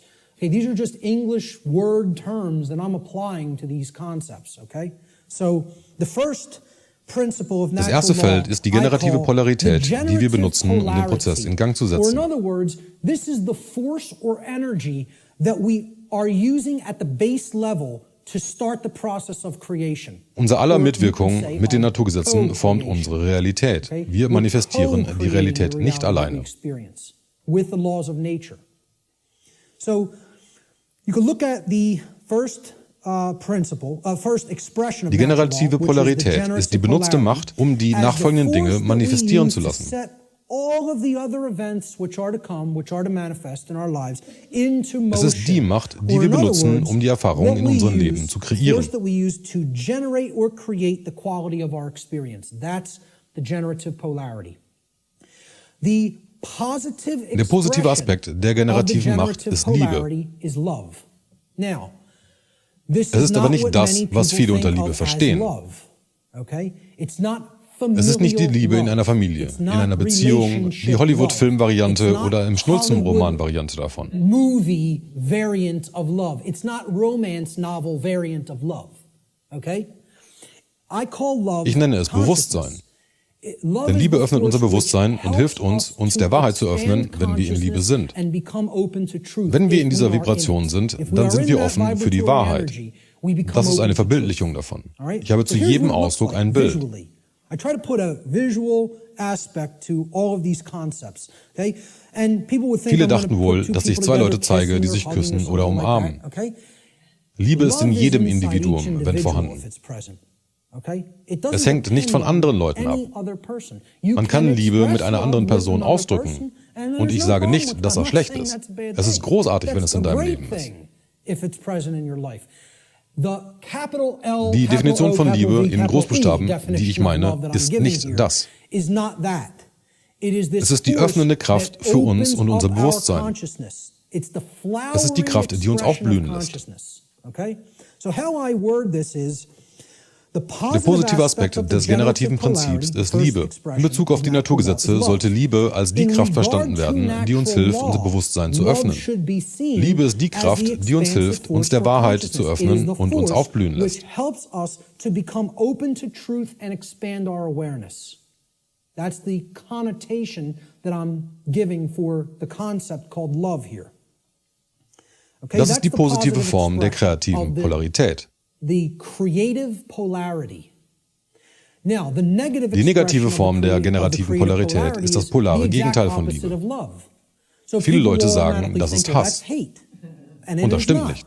Because the thing Denn die that Kraft, die puts unser Bewusstsein in eine consciousness Kiste steckt in a und es davon box abhält, sich and zu öffnen oder prevents it from aufzublühen, growing ist and keeps it where it's at is what? There it is. Fear. Angst. Fear is Angst ist die Basis the für basis Bewusstseinslosigkeit. for unconsciousness. Du kannst dir etwas nicht bewusst sein, außer du fürchtest es. Das verschließt unser Bewusstsein. Und das ist mein Bild für Angst. Ich will mir das nicht ansehen. Es ist zu furchtbar, um darüber nachzudenken. Das kann nicht wahr sein. Ich will nicht, dass das wahr ist. Das ist alles Angst. Der negative Aspekt der generativen Kraft ist Angst. Angst ist die verschließende Kraft für unser Bewusstsein. Angst ist die Kraft, die uns vor der Wahrheit verschließt und letztendlich auch die Kraft, die unser Bewusstsein schließt. Deswegen sind so viele ohne Bewusstsein, weil sie Angst haben. Sie haben Angst vor der Verantwortung, die mit dem Wissen einhergeht und vor allem davor, dem erlernten Wissen entsprechend handeln zu müssen.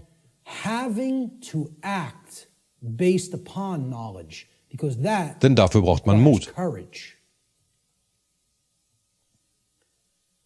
Die zweite Stufe ist, wie sich die gewählte Polarität in unserem Leben äußert, nachdem man den Stein ins Rollen gebracht hat.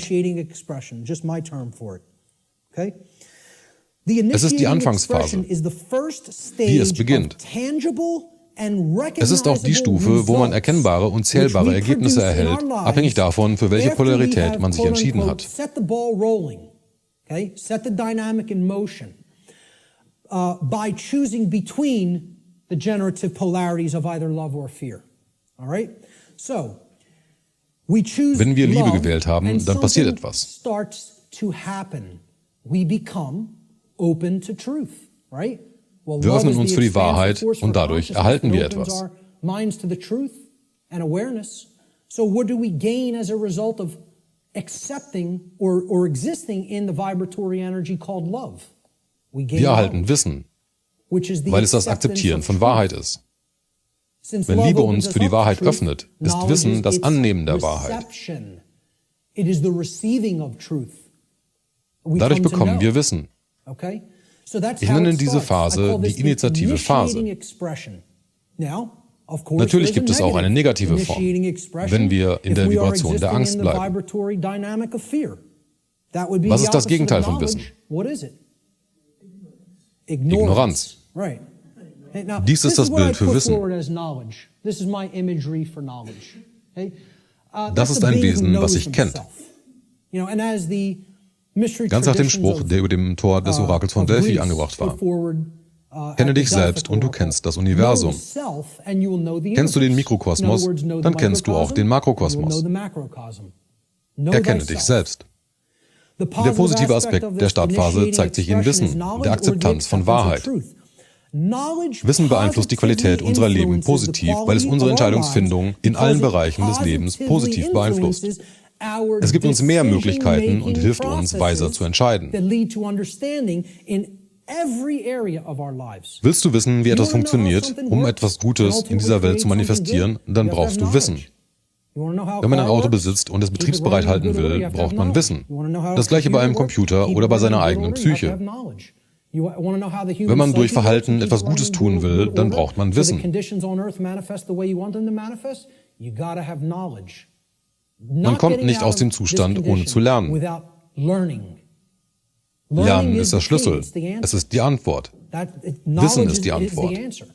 Und Leute wollen das nicht hören. Sie wollen hören, dass wir das manifestieren können, was wir sagen, was wir wollen, ohne dafür zu lernen oder etwas tun zu müssen. Das funktioniert so nicht. Der negative Ausdruck der Startphase ist Ignoranz oder das Ablehnen von Wissen. Ignorance is the refusal of truth. It is the refusal to gain knowledge. Okay? Because Weil wir we are Angst in fear. haben. So here's Hier what ist I mein Bild put für Ignoranz. as the image for ignorance. You know? The population Die ignorante that is Masse, hypnotized, die sich mit wants to Nonsens keep und paying Trivialitäten attention to beschäftigt, nonsense and giftiges Essen in sich trivialities, reinschaufelt. tons of GMO food, Die lenken ihre crap for the Aufmerksamkeit auf physiology. Ablenkung. Mainstream-Medien. Es dient dazu, das Bewusstsein zu schließen und die Leute depressiv zu machen. Mainstream news and media, you know. It's all there to just shut the consciousness So bleiben sie down and keep hypnotisiert people in einem depressed, Stadium der spirituellen psychological state and Infantilität. keep them in a state of psychological infancy. Der negative Ausdruck der Startphase ist Ignoranz oder das Ablehnen von Wissen. Ignoranz beeinflusst die Qualität unserer Leben negativ, weil es unseren Entscheidungsfindungsprozess, der auf Verständnis basiert, in allen Bereichen des Lebens negativ beeinflusst. Wenn du ignorant bleibst und nicht weißt, wie das funktioniert, dann weißt du auch nicht, wie du den gewünschten Zustand erreichst. Es ist unmöglich. Es ist wichtig, Ignoranz und Unwissenheit voneinander unterscheiden zu können. Unwissenheit bedeutet, dass die nötige Information nicht vorhanden ist oder unerreichbar. Ignoranz auf der anderen Seite heißt aber, etwas nicht wissen, obwohl die nötigen Informationen vorhanden sind und man sie willentlich verweigert oder vernachlässigt. Um uns in Ignoranz zu halten, müssen sie die Informationen nicht einmal mehr geheim halten. Denn es ist nicht mehr geheim, es ist schon raus. Es ist völlig umsonst nur einen Klick weit entfernt, wenn man es wirklich haben will. Nun überzeugen sie die Leute, sich einfach mit etwas anderem zu beschäftigen. Sie versorgen sie mit endlosen Unterhaltungen, endlosen Amüsement und endlose Ablenkung und sagen dann den Leuten, das ist nichts Wichtiges, das ist nur eine alte Religion, die du nicht verstehen musst. Eine weitere Religion, die begriffen hat, dass es die Naturgesetze gibt, werden viele sagen. Daher beachten sie dieses Wissen auch nicht und wählen willentlich, es abzulehnen. Thomas Jefferson sagte, wenn eine Nation erwartet, ignorant und frei zu sein in einer Zivilisation, dann erwartet sie etwas, was nie war und nie werden wird. Ignoranz und Freiheit sind Antagonisten, die niemals zeitlich irgendwo existieren können. Die Naturgesetze machen das unmöglich. Samuel Adams sagte, niemand wird zahm seine Rechte übergeben, noch wird man einfach unterdrückt, wenn das Wissen weit verbreitet und Tugend bewahrt wurde. Im Gegensatz dazu ist, wenn die Leute im Allgemeinen ignorant und ihr Verhalten unmoralisch ist, egoistisch, nur an sich denken, werden sie durch ihr eigenes Gewicht untergehen, ohne die Hilfe eines angreifenden Feindes von außen. They will sink under their own weight without the aid of foreign invaders. Das bedeutet, dass die Gesellschaft sich gegen sich selber richtet und in sich kollabiert, basierend auf ihrer Ignoranz und moralischem Relativismus und Vergnügungssucht als höchst erstrebenswert ansehen. They are ensconced in moral relativism and other forms of debauchery and just self-pleasure as their highest virtue, their highest desire. Sokrates sagte, dass das einzig gute Wissen ist und das einzig Böse ist Ignoranz. Und das ist ein Spruch, für den ich einmal bekannt sein will. Gewollte Ignoranz in der Anwesenheit von Wissen ist ein Maß für die Schlechtigkeit einer Person. Die Leute werden sagen, das ist extrem hart. Das ist wahr, aber es ändert nichts am Wahrheitsgehalt der Aussage. Sie ist auch wahr. Aber es ist ein harter Spruch. Leute in meiner Familie fragen mich, warum wir den Kontakt verlieren. Ich habe zu vielen aus meiner Familie den Kontakt abgebrochen, da einige sagten, ich weiß, was läuft und es ist mir egal. Sie kümmern sich nur um sich und ihre Lieben und kümmern sich nicht darum, was in der Welt passiert. Wisst ihr, was man dazu sagt? Es ist eine schlechte Person. Lasst es uns nicht weich oder schönreden. Lasst uns das Kind beim Namen nennen. Sowas ist eine schlechte Person. Und ich möchte solche Leute nicht in meinem Umfeld haben. Ich opfere solchen Leuten keine Zeit. Ich umgebe mich mit guten Leuten, die sich kümmern, weil diese unsere Realität weiser miterschaffen. Und ich habe es vielen aus meiner Familie gesagt, weil dir alles egal ist, bist du eine schlechte Person. Wenn du das änderst, dann können wir wieder reden, aber bis dahin nicht.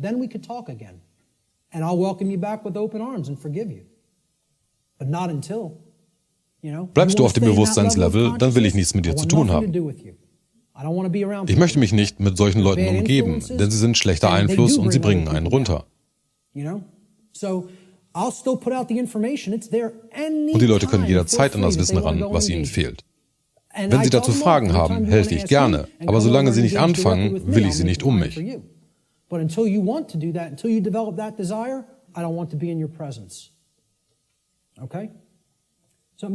weiß nicht, ob das effektiv ist, aber es ist mir auch egal, ob es effektiv ist.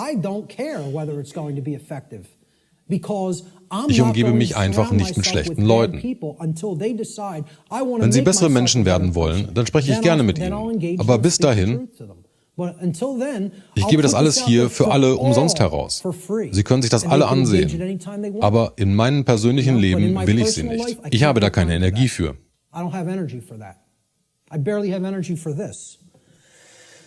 Hier ist noch ein anonymes Zitat aus einem Internetforum.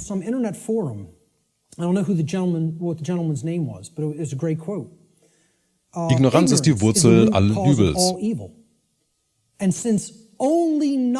Weil nur Wissen Ignoranz auslöscht, ist es unsere Aufgabe und moralische Verpflichtung, uns zu bilden und zu erziehen, genau wie die Massen um uns herum. Es ist eine moralische Verpflichtung, wenn man Wissen erlangt hat. Genau deswegen tue ich, was ich tue. Ich mache das nicht, weil ich Leute mag. Glaubt mir, Barb wird euch erzählen, wie sehr ich Leute mag. Ich mache das nicht, um Freunde zu gewinnen oder Geld zu machen. Ich tue es, weil es eine moralische Verpflichtung ist und allein deswegen. Ich diene nicht den Leuten, sondern der Wahrheit. Wahrheit ist die Kraft, der ich diene, und mein Knie wird sich für nichts anderes beugen. Punkt. Einige sehr schöne Zitate, Thema Ignoranz. Der nächste Ausdruck ist das, was in uns passiert. Bis hierher haben wir uns für eine Polarität entschieden und es ist etwas passiert, die Akzeptanz oder Ablehnung von Wahrheit. Jeder hat die Entscheidung, jederzeit. This level is that knowledge level, right? Wenn ihr euch noch an das 4-Schritte-Diagramm mit den Würfeln erinnert, die Startphase, die Wissensebene, ist die Basis des Diagramms. This is the foundation that lies underneath the trivium, right? Okay? That's as Der unterste Würfel. Consciousness or unconsciousness, love or fear. That's what everything is a choice about, between, right? Now here's that Wissen oder der Mangel daran. Knowledge or lack thereof. Knowledge or ignorance, right? Ihr erkennt die Polaritäten. Are like that concept of, polarity aspect of the. Wenn ihr an die Prinzipien denkt, das eine ist real und das andere ist die Illusion. Es sind zwei Aspekte des Gleichen. Bewusstsein oder der Mangel daran. Wissen oder der Mangel daran. Der gleiche Ausdruck, aber zwei Pole. Was passiert nach Wissen? Wir gingen zum Verständnis über. Verständnis ist ein interner Vorgang.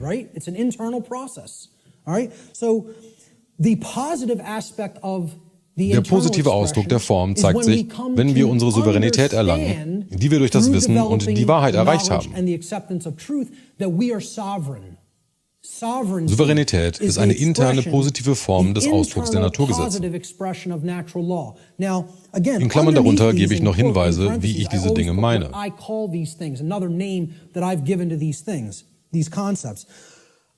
Ich nenne Souveränität interne Monarchie. Mono ist griechisch für einer oder einzeln. Die griechische Vorsilbe an bedeutet keine oder nicht vorhanden. Und Archon heißt auf Griechisch Herrscher. Wir müssen also die alleinigen Herrscher über uns selber werden. Das ist unser Königreich, worüber wir herrschen. Mehr nicht. Wir herrschen nicht über andere. Manche Leute meinen, sie seien Herrscher von Leuten, aber das stimmt nicht. Jeder von uns ist ein souveränes Wesen. Souveränität bedeutet, dass du niemandes Eigentum bist. Man ist frei. Und das ist mein Bild für Souveränität. Jemand, der wirklich das Licht in sich hat.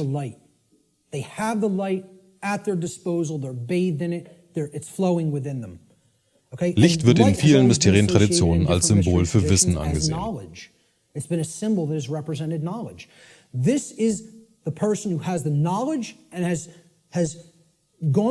Das ist jemand, der das Licht hat, durch den Entscheidungs-, Filter- und Reinigungsprozess gegangen ist und erkannt hat, dass er ein souveränes Wesen ist. Auch wenn euch das nicht bewusst ist, jeder hier ist ein Souverän. Und man kann es nie nicht sein. Es ist unmöglich für dich, jemals nicht souverän zu sein. Unmöglich. Es kommt in der Natur nicht vor. Jeder Mensch auf diesem Planeten ist ein Souverän. Wir kommen noch dazu, was souverän bedeutet. Der positive Aspekt des inneren Ausdrucks ist Souveränität oder innere Monarchie. Soll heißen, es gibt einen Herrscher der Innenwelt. Souveränität auf Bewusstsein bezogen heißt, man hat die drei Aspekte von Bewusstsein, Gedanken, Gefühl und Handlung, ohne Verzerrung und ohne einen Widerspruch darin zu haben, in sich vereint. Damit entsteht ein Wesen, was so handelt, wie es denkt und fühlt. Unisono. Unsere Handlungen stimmen mit Gedanken und Gefühl überein. Wir sind nicht innerlich zerrissen. Wir haben keine interne Opposition. Lasst uns mal das Wort souverän ansehen, dann verstehen wir auch die eigentliche Bedeutung. Das Wort souverän kommt vom lateinischen super.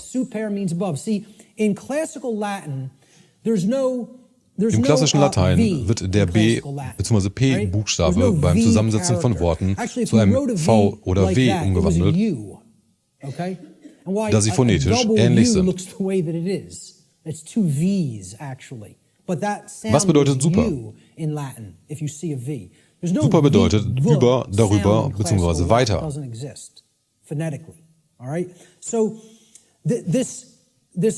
Das lateinische Wort regnum kommt von rex regis, was König bedeutet. Regnum bedeutet also Königsherrschaft bzw. von außen wirkende Kontrolle. Okay? But it was pronounced in Latin super, like super. Well, what does super mean? Super, you're beyond, you're above and beyond. Okay? It means above or beyond. That's what it means. A superman is one who's beyond an ordinary man, right? The Latin noun regnum Es bedeutet nicht Herrschaft über mich und meine Sinne, sondern im Sinne von ich kontrolliere dich, meinem Willen zu folgen, indem ich Zwang ausübe. In Latin, or regis. It means king. So regnum was the king's rulership. Regnum means his reign. Das ist das Konzept Herrschaft, was ich hiermit meine. In Latin, it means rulership or Zusammengesetzt bedeutet souverän jemand, der über der Herrschaft oder der Kontrolle eines anderen ist. Souverän bedeutet, kein Eigentum oder kein Sklave zu sein. Jede Person ist ein Souverän. Externally, by imposing my will over your will through coercion.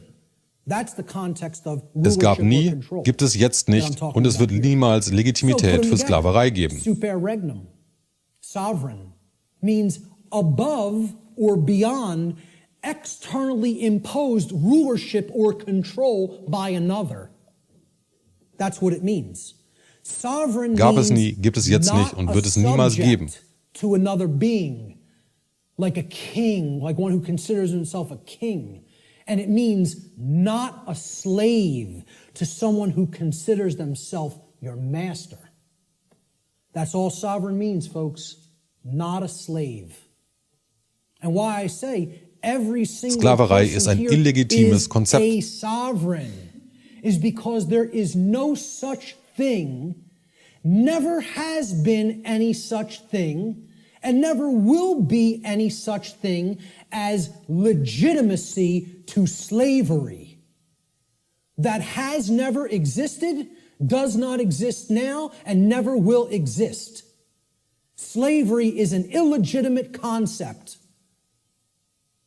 None of Niemand us ist are ein Sklave. slaves. The condition of slavery has Der been Zustand der imposed Sklaverei upon ist people, Leuten but aufgedrückt it has worden, never aber es ist nicht been legitim. legitimate, and it never War es will nie be und wird es nie sein. legitimate. So there is no Es gibt also legitimacy keine to the concept Legitimität of zur slavery, Herrschaft of über the andere rightful oder Sklaverei. rulership of another Schon gar being nicht, wenn man through anderen seinen directly Willen mit imposing Nachdruck your control aufzwingt. through coercion. Doesn't exist. Darum geht That's ein a großer big part Teil of der what Naturgesetze. natural law is about. We have to Merkt euch understand, also, we're souverän saying this bedeutet, word. kein This is Sklave what zu is sein. meant by sovereign, not a slave. Okay, we Wir haben did eine Umfrage gemacht und die Leute gefragt, ob sie ein Souverän sind. Are you a sovereign? Like 10 oder 11% der Leute haben Ja gesagt. Maybe, I think it was 10 or 11%. Man könnte das nun positiv sehen, denn einer aus 10 weiß, dass er ein souveränes Wesen ist. Das ist schon gut. Aber 90% der Leute wissen das nicht. Es ist schon traurig, dass 90% der Leute nicht wissen, dass es nicht rechtens ist, wenn andere sie als Besitz behandeln. Es gibt keine Legitimität für Sklaverei und die gab es nie. There is no such thing as someone else's legitimate rulership or ownership of you. Because there's no such thing to the legitimacy of slavery, and there never has been, and there never will be. So everyone is a sovereign. A sovereign is a monarch. Ein Souverän ist ein Monarch. And archon means ruler. So when people Wenn die ask Leute me, mich what kind of fragen, government do you was want? willst du politisch, I tell them I dann sage want ich anarchy, Anarchie und Monarchie. and I want monarchy. And they're like, Wie how will can man you have diese those beiden things zusammenbringen? simultaneously? Because Wenn if jeder you have Monarchie in sich hat, internal können wir monarchy, Anarchie im Außen you can erreichen. have external anarchy. See, we Wir need müssen to have Herrschaft the von rulership unserem within, Inneren haben, and we damit wir need die to get rid of Herrschaft the von rulership außen without. loswerden können. This is the Wir kingdom müssen we need to Könige master. unseres And we Reiches, need to set von uns aside selber the werden. concept of mastery and slavery in the external domain, in the physical world. Sovereignty, Ein Souverän ist ein Monarch, der einzige Herrscher über das Königreich des Selbst. Souveränität ist ein Zustand, bei dem man seine Gedanken, Gefühle und Handlungen kontrolliert. Und dadurch, dass wir diese in Einheit, in Einklang, ohne Widerspruch und ohne Dualität bringen, erreichen wir den Meistergrad für unser Bewusstsein. Souveränität kann als Äquivalent zu echter Selbstkontrolle, echter Selbstbeherrschung, echter Selbstwert oder echter Eigenbesitz benutzt werden. Alles dieser Dinge. Aber merkt euch, dass es kein Sklave bedeutet. Sehen wir uns nun den negativen Ausdruck dieser Stufe an. Es ist Verwirrung. Wir sind verwirrt, wenn wir ignorant sind. Es ist die emotionale Dynamik, also das Gefühl, was wir fühlen, wenn wir in Angst bzw. ignorant sind. Verwirrung kann hier auch als Mangel an Verständnis gesehen werden. Wenn wir kein Wissen aufgenommen haben, weil wir Angst haben, werden wir ignorant und wir sind innerlich verwirrt. Das oben ist sozusagen das Fundament. Der zweite Schritt ist die Basis aus dem anderen Diagramm und hier das erste Ergebnis.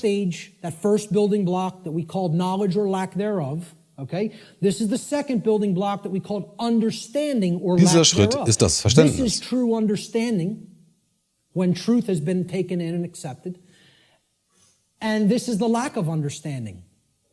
Souveränität als volles Verständnis und Verwirrung als Resultat des mangelnden Verständnisses. Wenn wir verwirrt sind, gibt es keinen internen Herrscher. Das heißt, wir haben interne Anarchie, was bedeutet, wir haben keinen internen Herrscher. Nicht, dass es keine Regeln gibt, sondern es bedeutet keinen Herrscher, keinen Meister. Wenn wir keinen internen Herrscher haben, haben wir ein Problem. Das ist ein Problem, denn damit haben wir keine Selbstdisziplin, keine Selbstbeherrschung, keine Selbstkontrolle und letztendlich keine Liebe für sich selbst. Wer sich nicht selbst liebt, kann auch keinen anderen lieben. Und man besitzt sich nicht selbst. Man ist nicht sein eigener Herr. Wenn wir uns nicht selbst beherrschen, passiert das, was uns als Spezies widerfährt. Manche Leute kommen auf die irrsinnige und illegale Idee, sie können andere Wesen besitzen. Und das ist das Bild, Thema Verwirrung. Er hat keinen Plan, ist völlig an seine Ego-Identifikation gebunden. Seine Gedanken drehen sich nur, ich bin der Geschäftsmann, ich bin der Banker oder der Anwalt. Das ist meine Identität. Und wenn das zerbricht, dann geht meine Identität dahin.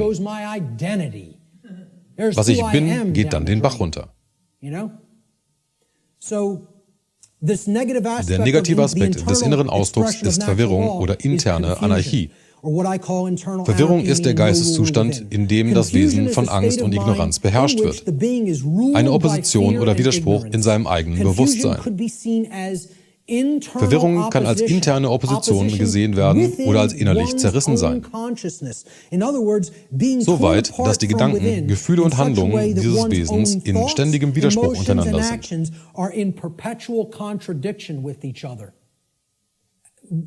Soll heißen, die Gedanken, Gefühle und Handlungen sind nicht im Einklang. Wir handeln nicht so, wie wir denken und fühlen.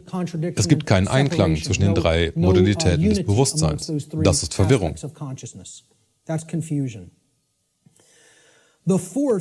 Der vierte Ausdruck ist das, was im Außen passiert, im Makrokosmos, in der Gesellschaft. Wenn einige Leute in dem rechts aufgezeigten Bewusstsein sind oder im links aufgezeigten Bewusstsein.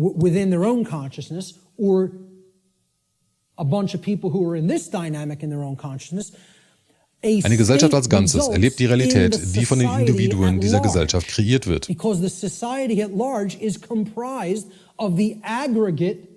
Quality of the individuals that comprise that society. All right? So, wenn wir nun Liebe gewählt haben, uns für die Wahrheit und Wissen geöffnet haben und dazu verstehen, dass wir souverän sind, was entsteht dann in der Gesellschaft? Freiheit. Externe Anarchie. Freiheit kann nur dann entstehen, wenn die vorherigen Schritte durchlaufen wurden. Es kann nicht magisch oder auf eine andere, wundersame Weise entstehen. Wenn wir frei sein wollen, dann ist das der Weg. Bewusstsein, die Akzeptanz der Wahrheit und durch Selbstmeisterung erkennen, dass wir souverän sind. Anders ist es nicht möglich. Und das ist mein Bild für Freiheit.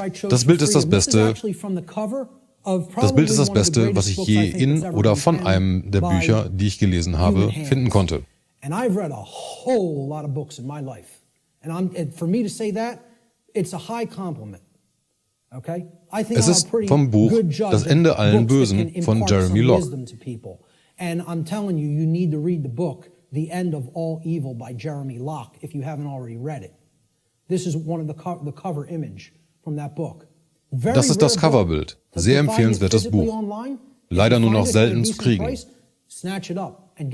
Ich hatte eins davon, aber ich habe es mal verliehen und es war weg. I had a physical copy of this book. I lent it out, took off. Forgot who I lent it to. It happens, right? But this was a rare book. Es wurde nur eine Auflage davon gedruckt, ein paar tausend Exemplare. Inzwischen ist das Buch selber wertvoll. Now, you'll find that book for $150, $200 in some places, right? I finally found it at some foreign source online for like $20, $25 and jumped all over it, and I finally have a new physical copy of it. Es ist neben Larken Roses Buch Die gefährlichste Überheblichkeit die einzigen beiden Bücher, die ich wirklich besonders hervorhebe. So wichtig sind sie.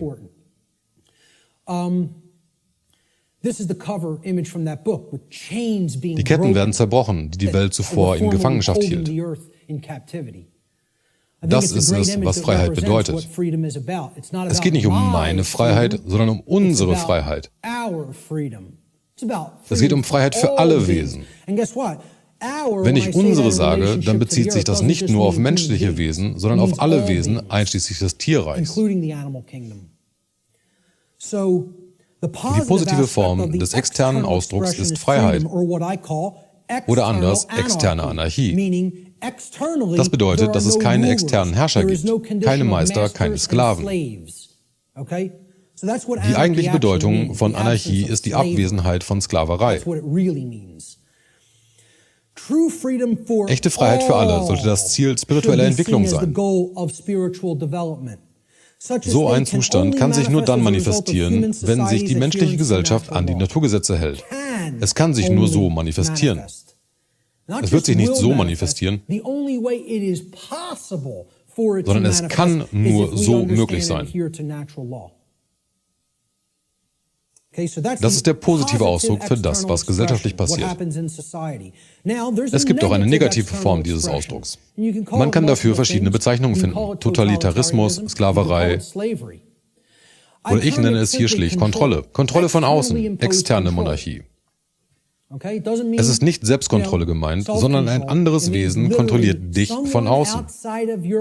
Und es besitzt dich. Sklaverei wäre auch eine passende Bezeichnung, da Kontrolle zu Sklaverei führt. Ich nenne es deswegen externe Monarchie, da jemand außerhalb von dir meint, dich besitzen und kontrollieren zu können. Und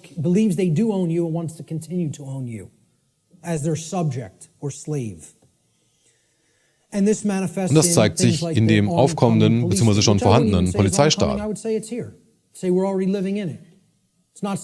Es ist nicht etwas, was in der Zukunft passiert, sondern es passiert jetzt gerade.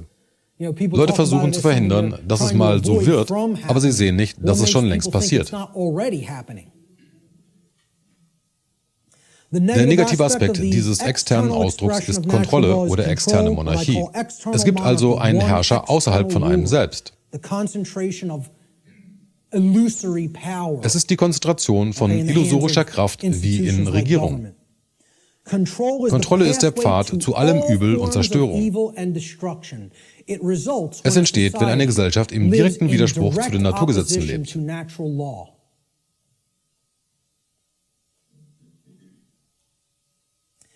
Der fünfte und letzte Ausdruck, wie sich die Naturgesetze in unserem Leben zeigen. Ich nenne es Ergebnis oder das, was wir kreieren. Und nochmal, Wissen ist der erste Würfel.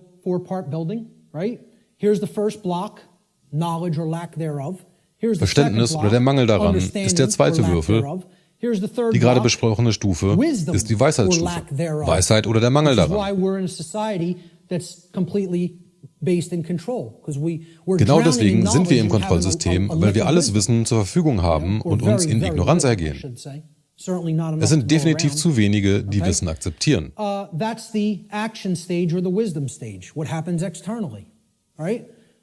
Das nun ist der weiße Würfel, der ganz oben lag. Es ist die Manifestation, das, was wir reell erzeugen. Und was war nochmal die Beschriftung?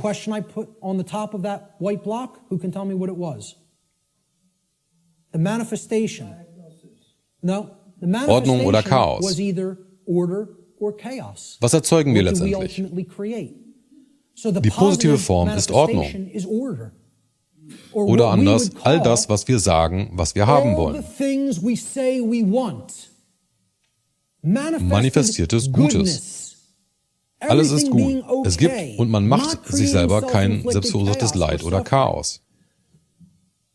Das ist das, wir bekommen, was wir sagen, was wir wollen. Die Anforderungen dafür sind die Schritte darüber. Man muss in der Vibration sein, Wahrheit akzeptieren, souverän sein und an Freiheit für alle arbeiten. Dann manifestiert man all das, was man sagt, was man haben will. Manifestiertes Gutes und Ordnung in deinem Leben. Und das ist der einzige Pfad dahin. Der einzige Pfad dahin.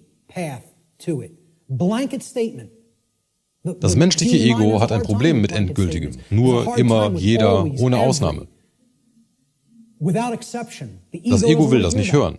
Und erneut, der Menschheit größte Angst ist, dass die Wahrheit absolut ist.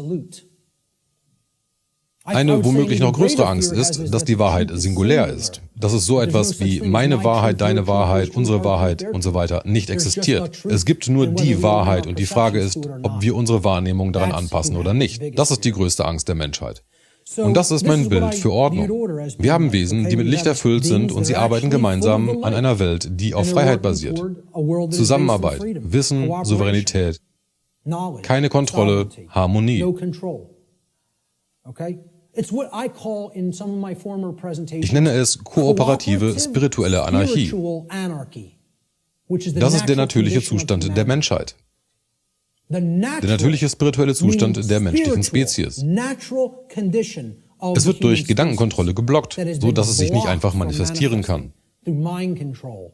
Indoktrination. Angst- und traumabasierte Methoden. Das nenne ich Ordnung.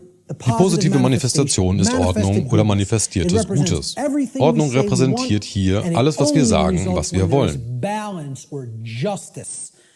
Ordnung kann nur dann erreicht werden, wenn es eine Balance oder Gerechtigkeit gibt, die nur dann entstehen kann, wenn die Wahrheit akzeptiert und unser Verhalten in Einklang mit dieser gebracht wurde. Es kann sich nicht anders manifestieren. Das ist die positive Manifestation. Der negative Ausdruck ist das polare Gegenteil von Ordnung. Chaos oder manifestiertes Übel. Das habe ich als Bild dafür gewählt. Ich zuerst. Mach dir keine Gedanken darum, ob jemand verletzt wurde. Gehe ruhig über Leichen, um zu erreichen, was du willst. Kümmere dich nicht um die Rechte oder das Wohlergehen anderer. Das ist unwichtig. Ich will meinen Kram. Selbsterhaltung als höchstes Ziel. Überleben zählt als einziges. Selbst wenn ich über Leichen gehen muss, damit ich sicher bin. Das ist tierisches Verhalten. Das sind keine Menschen, das sind Tiere. Sie benehmen sich wie Tiere.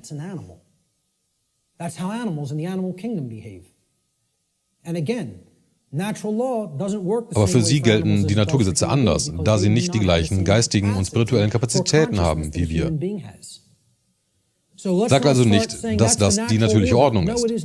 Nein, ist es nicht. Es ist das exakte Gegenteil davon. Die natürliche Ordnung ist genau das, Ordnung. Es ist doch im Wortlaut zu erkennen, natürliche Ordnung.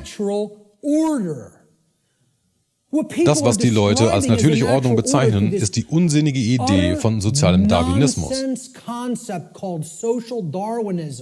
Ich nenne es psychopathisches Chaos. Psychopathie bedeutet eine Krankheit des Geistes.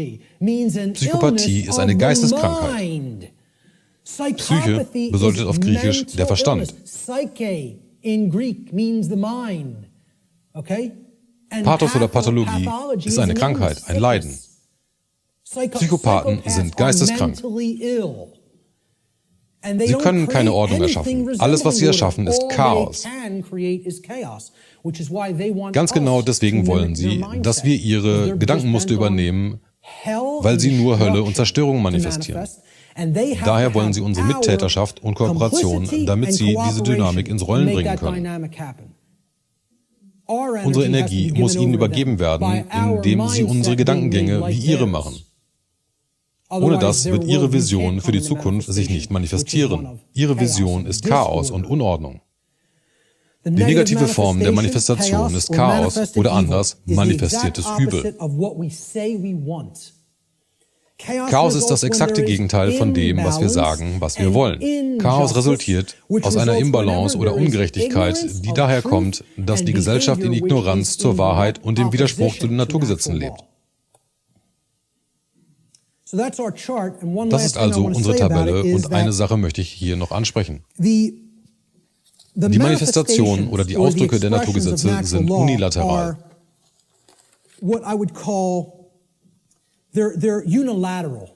Das heißt, es gibt kein Überkreuzen. Als Beispiel, wenn ich in Liebe bin und Wissen akzeptiert habe, dann kann ich mich nicht in Verwirrung befinden. Es funktioniert so nicht. Man kann nicht von Ignoranz zum Souverän werden. Die Seiten können nur im ersten Feld, also in der gewählten Polarität, geändert werden. Danach laufen diese Vorgänge von oben nach unten durch. Wechselt man die Polarität, dann fängt man von neuem an. Sie sind unilateral und man kann keinen Schritt überspringen. Sie müssen nacheinander in der Reihenfolge durchlaufen werden. Please keep this in mind. These expressions are unilateral. Okay? Man kann also nur über Freiheit zur Ordnung. Über Freiheit muss das Verständnis erlangt worden sein, dass man souverän ist. Um das zu erreichen, braucht man Wissen. Um wahres Wissen zu erlangen, muss das Bewusstsein offen sein. Man muss in der Vibration der Liebe sein.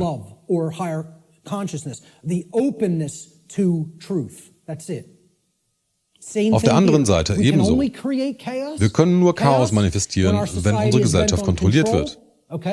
Weil wir verwirrte Wesen sind, die nicht verstehen, dass wir souverän sind.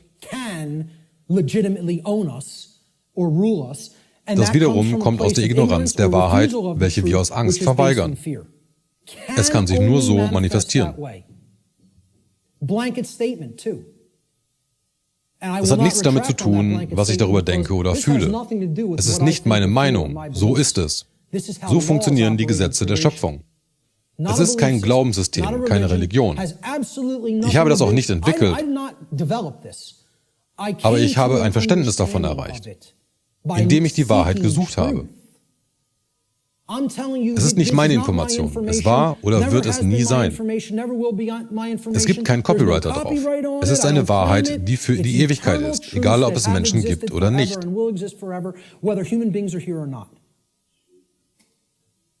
Lerne es und lehre es, gib die Informationen an alle weiter, die das begreifen können. Denn das ist der einzige Weg, wie wir aus dem Schlamassel herauskommen. Das sind die Ausdrücke der Naturgesetze.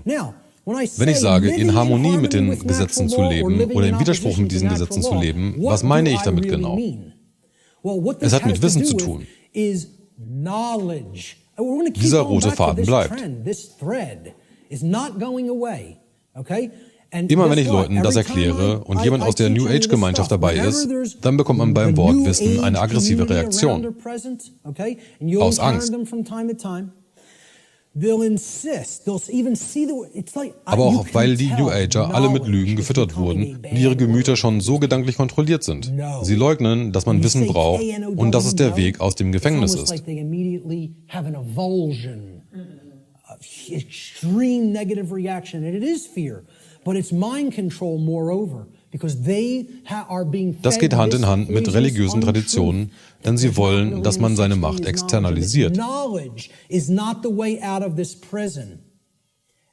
Ich sage nicht, dass du dir kein Vorbild suchen sollst. Because they want you to externalize your power, externalize everything. And I'm not telling you, I'm not saying don't have a model for behavior. And okay, this person, wenn du dein Leben wie Buddhas Leben führen willst, großartig. Oder in die Fußstapfen Jesu treten. Mach das. Ich will hier gar nicht in die Diskussion eintauchen, ob er jemals existiert hat oder nicht. Ich kenne mich mit Astrotheologie aus. Es kann sein, dass er nie wirklich existierte. Na und? Macht es einen Unterschied?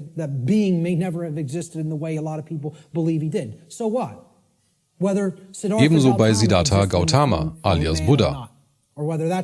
Gib dir lieber Mühe, die spirituellen Lehren, die diese Wesen gelehrt haben, zu verstehen und lebe sie. Worauf es mir hier ankommt, ist, dass diese Religion, New Age, sowie einige der anderen Traditionen den Schwerpunkt von Wissen weglenken.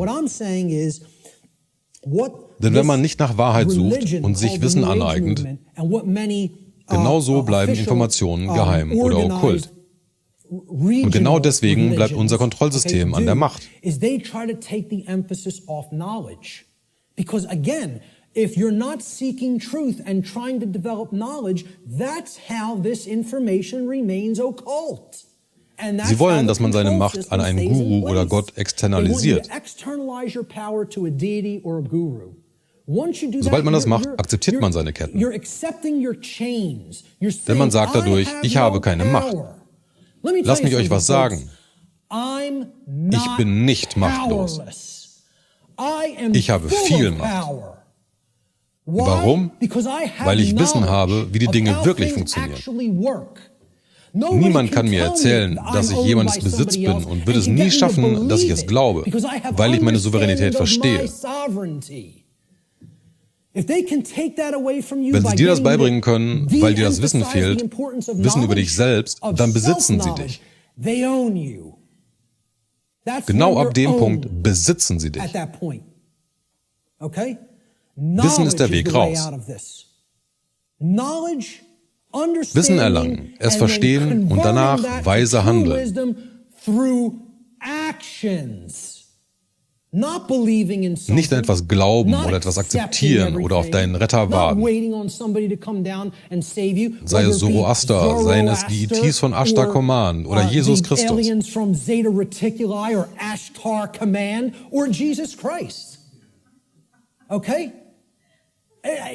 Wenn du auf deinen Retter wartest, dann wartest du für immer angekettet.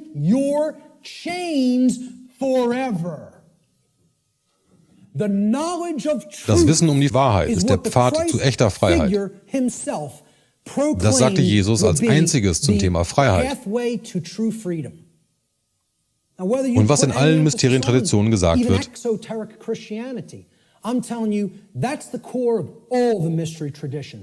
solange du das Licht nicht aufnimmst, wirst du die Dunkelheit nicht vertreiben können.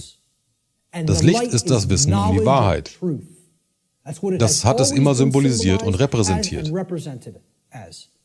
Wissen ist die Antwort. Und hier ist das Wissen, was benötigt ist, um die Naturgesetze zu verstehen. Das Wissen um richtig und falsch. Das Wissen um richtig und falsch ist objektiv. Richtig und falsch sind diametrale Gegensätze, die in der Schöpfung mit eingebunden sind. Diese Konzepte von richtig und falsch existieren nicht nur in den Köpfen von Menschen. Jeder, der das meint, liegt weit daneben.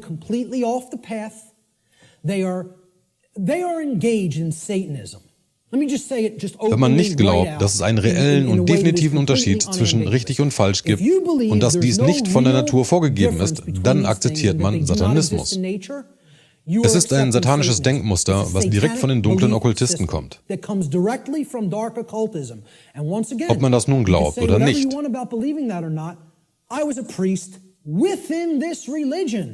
Wenn man einen Rabbi fragt, dann kann man wohl erwarten, dass er etwas Ahnung von den Traditionen des Judaismus hat. Wenn man einen christlichen Priester nach Katholizismus fragt, dann wird er uns einiges an Wissen darüber geben können. Wenn man etwas über den Islam wissen will und zu einem Muezzin geht, wird man von ihm einiges an Wissen darüber bekommen. that this practitioner of his religion, who's in the priest class of his religion, would have some knowledge of Islam? Well, I'm Ich war ein telling you, Priester I in was a priest Satanismus. in Satanism. And I'm telling you, the concept Das Konzept des of moral moralischen Relativismus ist satanischer is Glaube. satanic belief. It is satanic ideology. It's one Es of ist die their, zweite it's their Ansicht. second tenet. They have Es four gibt 4 pillars. Eckpfeiler im The four Satanismus. pillars of Satanism are Diese sind self-preservation is the Selbsterhaltung highest als höchste aspiration, Motivation und and es gibt nothing nichts comes above it. Höheres. The second Der zweite tenet is, Pfeiler there is ist, no dass such es keine thing as objektive Unterscheidung zwischen richtig und falsch gibt. difference between right and wrong. Right Richtig what's ist good das, for was me, für wrong mich is what's gut bad ist for und me, falsch ist das, personally. was für mich schlecht That's ist. it. And I get to make Ich kann that up entscheiden, based was on my richtig und was likes, falsch ist, preferences, and aufgrund whims. meiner Vorlieben. Okay? The third Der dritte tenet is Eckpfeiler social ist Darwinism, sozialer which is an Darwinismus, was eine extension Erweiterung of der makrobiologischen macrobiological darwinistischen Idee ist. theory. Okay? Social Sozialer Darwinism Darwinismus ist, dass eine Herrscherklasse die Herde verwaltet, weil sie es besser weiß und es deren Recht ist. And it's just our right to do so, because our intellect makes us superior. And the fourth Der vierte Pfeiler pillar ist Eugenik, eugenics.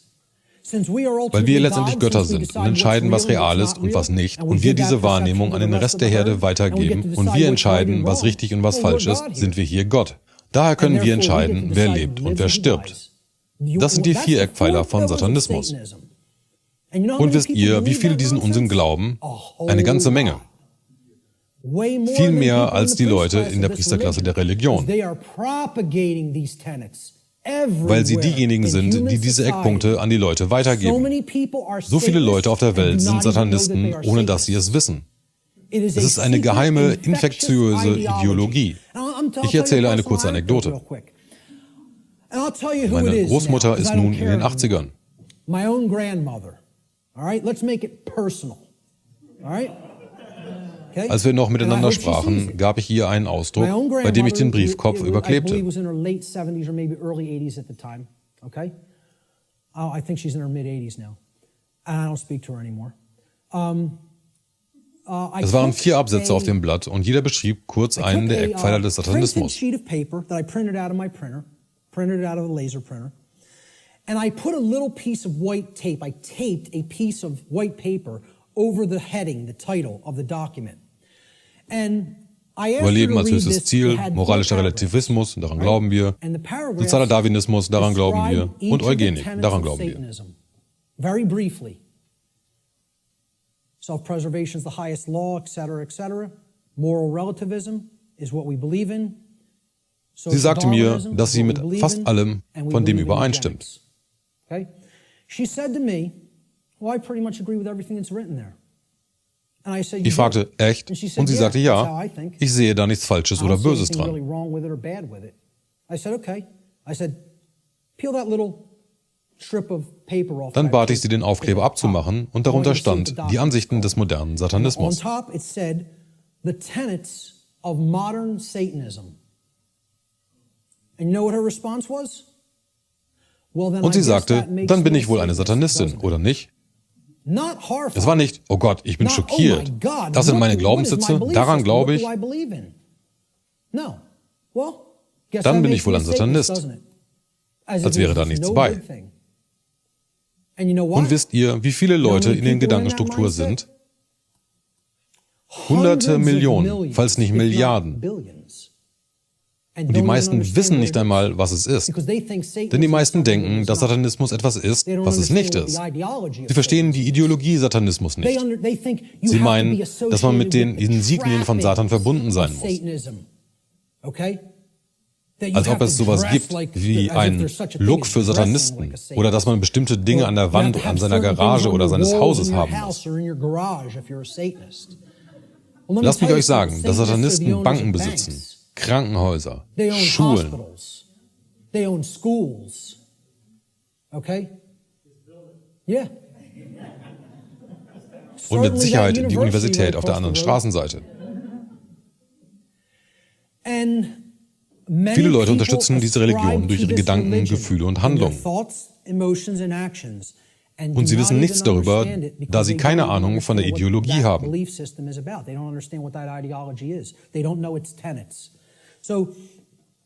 Kehren wir zum Thema zurück. Wenn man nicht glaubt, dass es einen objektiven Unterschied in der Natur zwischen den Konzepten von richtig und falsch gibt, dann ist man schon im satanischen Gedankengut. between right and wrong, that is a satanic belief system. Moral. Es ist nicht rechts gegen links, sondern richtig gegen falsch. Diese ganze Links-Rechts-Dialektik in der Politik hatte damit nichts zu tun. Das ist ein falsches Paradigma. Die ganzen Ablenkungen da draußen sind dazu da, um euch von einem echten Verständnis von richtig und falsch abzuhalten. Darüber werden wir nun sprechen, weil es gewusst werden kann. Und viele wird das Verständnis schockieren, da sie während der Introspektion feststellen werden, dass sie mit Unrecht kooperiert haben. Und dass sie den definitiven Unterschied zwischen richtig und falsch nicht wussten. Ich habe das mal in einer Bar angesprochen und ich sehe ein, dass das die falsche Umgebung war, das Thema anzusprechen. Aber selbst ich mache ab und an solche Fehler, dass ich davon ausgehe, dass ich mit zumindest einem teilweise bewussten Wesen spreche, wenn man in Wirklichkeit zu einem Ziegel spricht. Wenn man versteht, was Moral wirklich ist, dann versteht man, dass es im Grunde der gesunde Menschenverstand ist. Den Begriff sehen wir uns nachher auch noch an und beleuchten, was es wirklich bedeutet. Die Person fragte dann, wenn ich keine Ahnung von echter Moral habe und den Unterschied zwischen richtig und falsch nicht kenne, dann habe ich keinen gesunden Menschenverstand? Und ich sagte, ja, so ist es, per Definition. Es ist nicht meine Meinung, sondern gesunder Menschenverstand bedeutet das Wissen, um richtig und falsch verinnerlicht zu haben. Ich habe der Person gesagt, dass es kein persönlicher Angriff auf sie ist, sondern dass Milliarden Wesen es nicht wissen.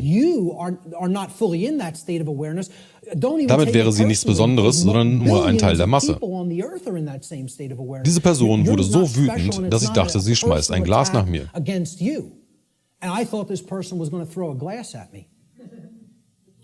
Sie dachte, dass gesunder Menschenverstand bedeutet, dass man normal funktioniert und die alltäglichen Tätigkeiten des Lebens auf die Reihe bekommt. Und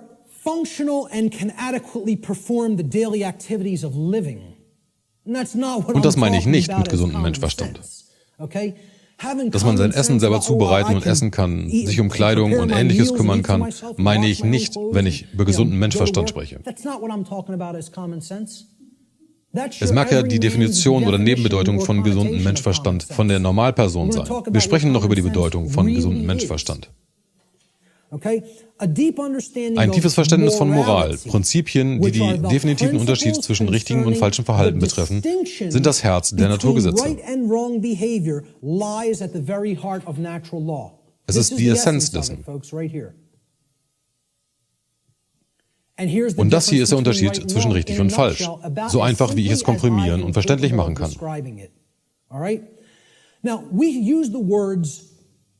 Wir benutzen das Wort korrekt für richtig, auch auf Moral bezogen. Korrektes oder richtiges Verhalten ist moralisch. 2 plus 2 gleich 4 ist korrekt oder richtig. Das ist die Wahrheit, die richtige Antwort, das korrekte Ergebnis. Im Gegensatz dazu, war es richtig, Jim das Geld aus der Tasche zu stehlen? Die Frage ist, war es ein moralisches Verhalten? Warum benutzen wir das gleiche Wort in 2 Bedeutungen, ähnlich wie die Römer für das Wort lieber 2 Bedeutungen hatten? Buch und frei. Diese beiden Konzepte wurden durch das Wort lieber ausgedrückt. Und der Grund dafür ist, dass Lesen dich auf den Weg zu echter Freiheit bringen wird, wenn man die richtigen Bücher liest. Im Englischen hat das Wort right ebenfalls 2 Bedeutungen. But the word right means 2 things simultaneously. It means both correct. Es bedeutet korrekt und moralisch. Auch hier bedeuten sie das Gleiche. Korrekt ist moralisch. Korrekt bedeutet, dass man mit dem harmoniert, was wahr ist. Per Definition bedeutet es, wenn es richtig ist, dann ist es moralisch. Je mehr man etwas folgt, was falsch ist, also was nicht auf Wahrheit fußt, desto weiter bewegt man sich auf dem Pfad der Unsittlichkeit, des falschen Tuns herunter. Wir müssen also herausfinden, was wahr ist, richtig und falsch betreffend. Wenn wir uns weise und bewusst für eine der beiden Varianten von Verhalten entscheiden wollen. Richtig bedeutet korrekt, was auf Wahrheit basiert, und moralisch, was bedeutet, wenn man danach handelt, harmoniert man mit den Naturgesetzen.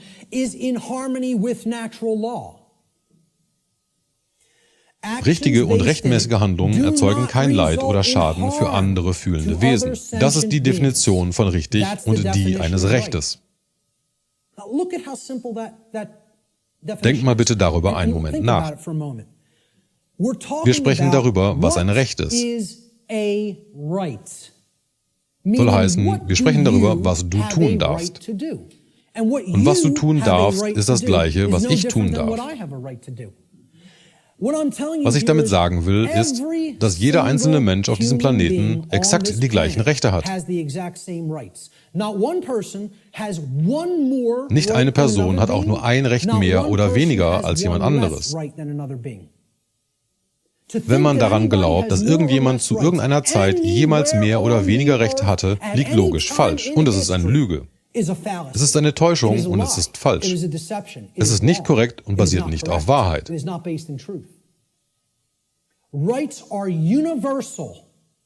Rechte sind universell und exakt gleich für jeden Menschen. Allgemeingültige Aussage und absolute Wahrheit. Lass das Ego darauf rumkauen und es verdauen. Viele Leute werden wegen ihres Egos damit ein Problem haben. Sie wollen etwas nach mir werfen, wenn sie so etwas hören. Sehen wir uns die Definition nochmal an. Wir sprechen nun über das Recht.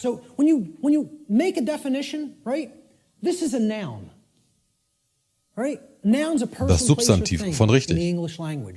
We're talking about a noun here. You look up the word right, it's a noun, meaning a right. A right that we have to enact, to take, is an action. Ein Recht ist eine Handlung. Da hört es schon bei vielen Leuten auf. Wenn man die Leute nach einer Definition eines Rechtes fragt, dann werden sie dies nicht mit Handlung verbinden. Ebenso ist Unrecht eine Handlung.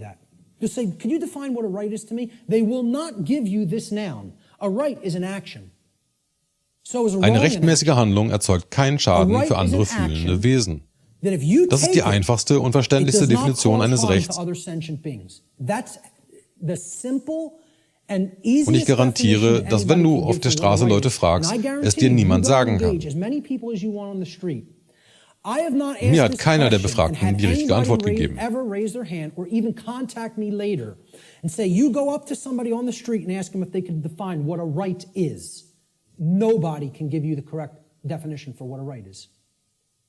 Wenn man nicht weiß, was ein Recht ist, wie kann man dann bewusst etwas richtig machen? Man kann es nicht. Es ist unmöglich. Es gibt so viele Leute, die meinen, sie dürften etwas ohne Konsequenzen tun, was nicht im Einklang mit den Naturgesetzen ist, obwohl deren Handlungen Schaden für andere Wesen herbeiführen. Und die meisten verstehen das nicht einmal. Lass uns nun mal genau ansehen, was falsch und Unrecht ist. In reality, to even start this, right? What have we based this definition on? Actions based in it. Wenn wir uns nun die Definition nochmal ansehen, merken wir, dass es eine negative Formulierung von etwas ist. Es resultiert in keinem Schaden für andere. Man kann also schon wissen, was ein Recht ist, wenn man weiß, was falsch ist. Ein Recht kann man nur apophatisch umschreiben. Soll heißen, wenn man definiert, was falsch oder Unrecht ist, und alles, was da nicht reinfällt, ist richtig. Okay, and we're going to get to what those parameters are. All right? So, I'm sorry, I want to focus on wrong for a moment. Okay? Falsch. 2 plus 2 gleich 5 ist falsch. Es ist nicht wahr, es ist inkorrekt. Es basiert nicht auf Wahrheit. Wir benutzen den Begriff falsch für unkorrekt und unmoralisch. Es war falsch, den Typen grundlos zu schlagen. Dazu hat man kein Recht. Unmoralisch bedeutet, dass es im Widerspruch zu den Naturgesetzen ist, weil alle falschen und unrechtmäßigen Handlungen Schaden für andere fühlende Wesen herbeiführen. Das ist die einfache Definition von falsch. Wir werden uns noch die verschiedenen Arten von falsch ansehen und beleuchten.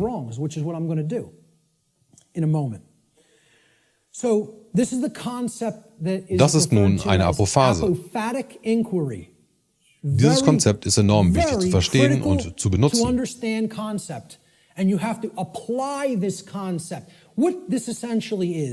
Es ist ein Filtrationsprozess. Es ist der mittlere Prozess des Triviums. Er filtert die Ungereimtheiten aus. Man packt alle falschen Verhaltensweisen zusammen in eine Kiste und hört auf, diese auszuführen.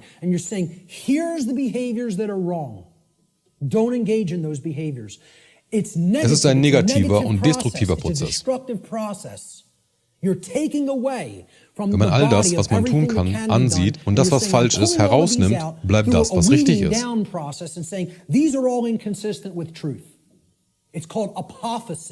Das nennt man Apophase.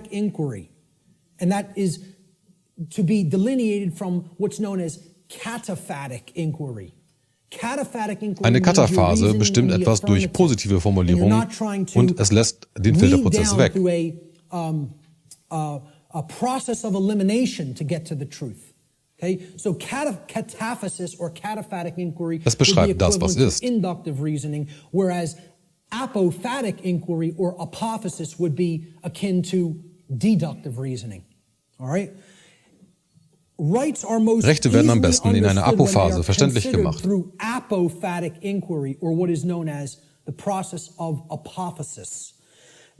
Dieser Prozess hilft uns zu verstehen, was ein Recht ist, indem es uns aufzeigt, was keine Rechte sind, weil sie anderen fühlenden Wesen schaden.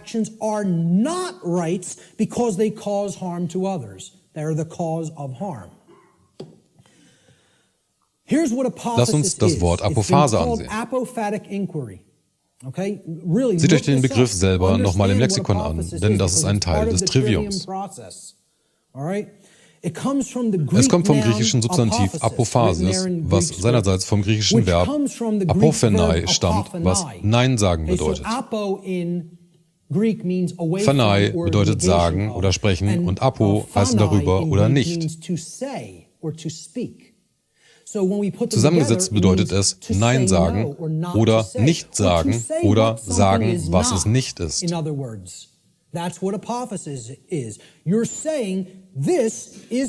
Das ist eine Apophase. Man sagt, was es nicht ist. Es ist das Gegenteil von dem.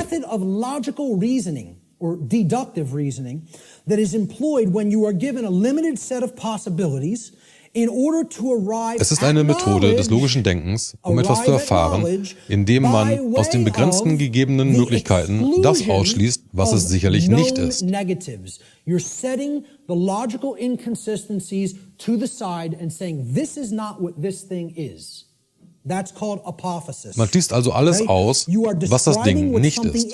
Das nennt man Apophase. Man beschreibt etwas, indem man sagt, was es nicht ist. Bestimmung durch Ausschluss ist eine weitere Bezeichnung für diese Methode der Wahrheitsfindung. Wir werden nun eine Apophase bezüglich richtig und falsch machen. Was ist Unrecht? Was fügt anderen Wesen Schaden zu?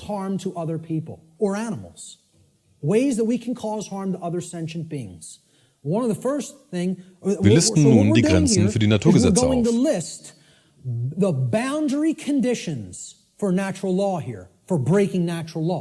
Wenn wir das tun, dann brechen wir die Naturgesetze, weil diese Tätigkeit die Ursache für einen Schaden für jemand anderen ergibt.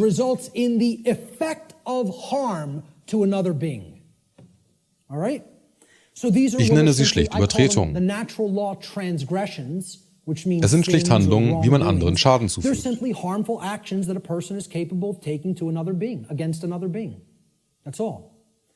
Auf den ersten Punkt werden alle kommen. Was ist das Schlimmste, was man einem anderen Wesen antun kann? Töten, Mord. Jemanden ermorden. Ich unterscheide Mord von Tötung, denn um sich selbst zu verteidigen, kann es nötig sein, zu töten. To defend oneself, killing may be necessary. But Aber Mord ist immer falsch und unmoralisch. Okay? See, the fifth Das 5. commandment Gebot in Hebräisch Hebrew. besagt nicht, du sollst nicht töten. Do you know what it says in Hebrew? It does not say thou shalt not kill. The term Der Begriff for für Mord murder ist in Hebrew Tirsach. is tirzach. The fifth Und der Wortlaut commandment in ist Hebrew is lo tirzach. which Das bedeutet, means, do morde not nicht. murder. Murder as a verb Das Wort in und die Hebrew is a Nebenbedeutung für completely morden different ist word ganz anders and a als für totally töten. different connotation than the verb to kill. Because what they're Das saying Gebot is, besagt, don't nimm kein take Leben, life wenn du kein Recht dazu without hast. any right to take it. Meaning Das that bedeutet, dass man you selber die Gewalt initiated angefangen the hat. violence. And that's what murder Mord ist die Einleitung is. von It's the Gewalt, um initiation jemandes of the Leben zu taking of nehmen. somebody else's life when you had Dazu hat man absolutely no keinerlei right to Recht. take that life. Now, if Wenn jemand auf someone dich is coming losgeht, after dann you, kann es your notwendig rights, sein, there may sich zu be times when verteidigen, you do und have das to take kann bis zur defensive Tötung action, führen. And forceful action up to and including deadly force. We're going to talk about that later. But Aber Mord ist die schlimmste Art, is the die first Naturgesetze natural zu law of übertreten. transgression. And if you want to go down Ich to liste a es mit Angriff auf einer subsection of Stufe this transgression, you could list der it as Einleitung von totally unrechtmäßiger separate Gewalt wrongdoing. gegen das I'm körperliche keeping it Wohlergehen in the eines same anderen basic Wesens. category. Assault, meaning you're directly physically Man könnte einen assaulting Überfall als without versuchten right Mord the ansehen. well-being, Es the gibt kein Recht, bodily jemanden well-being of anzugreifen another oder being. Gewalt gegen There's jemanden also, anzufangen. it's like Gab it would es be, you nie. could consider it attempted murder. Because assault is something that you do without right. Es gibt keinerlei Rechtfertigung für Überfall oder Mord. Unter keinen Umständen. Absolut unmöglich. Allgemeingültige Aussage.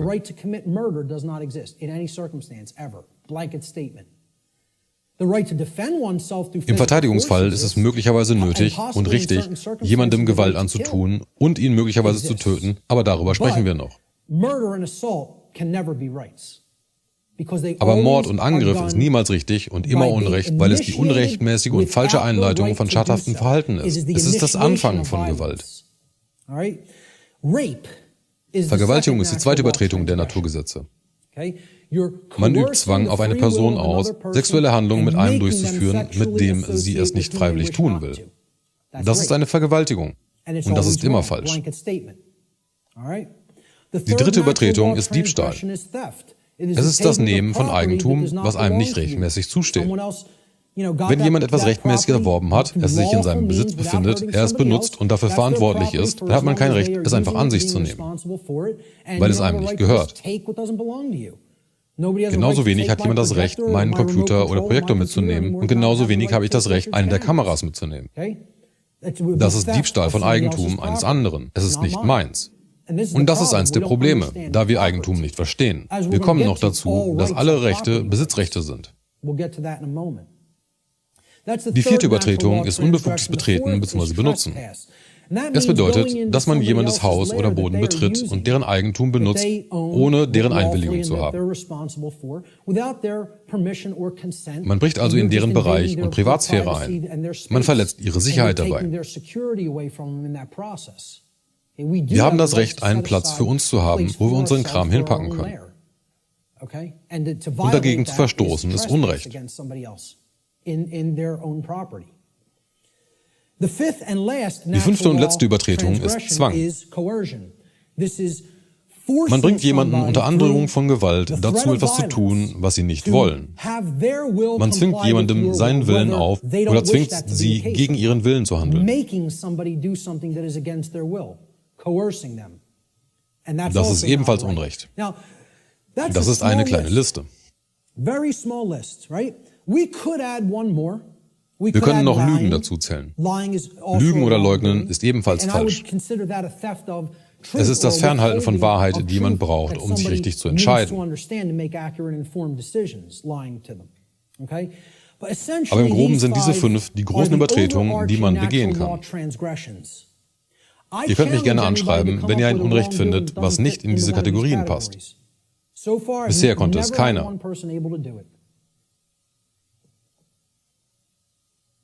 Ein Unrecht, was nicht unter einen dieser Punkte fällt. Ein Zuschauer sagt Ignoranz.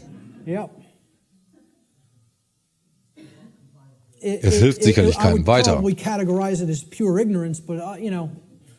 I would say, hey, maybe you could look at it like that because that's propagating the slavery system indirectly. Ich weiß nicht, ob ich es als Übertretung werten You're würde. not doing anything to help anybody else's freedom. Man hilft sicherlich, dem System weiterhin zu operieren, aber es ist nicht etwas, was ich als Handlung bezeichnen würde. Nun ja, man könnte es dazu zählen, da man dadurch anderen schadet. Not technically what I would call an action, but Möglicherweise. Dann sagen wir es so, wenn jemandem noch eine unrechte physische Handlung einfällt, die hier nicht bedacht ist, lasst es mich wissen.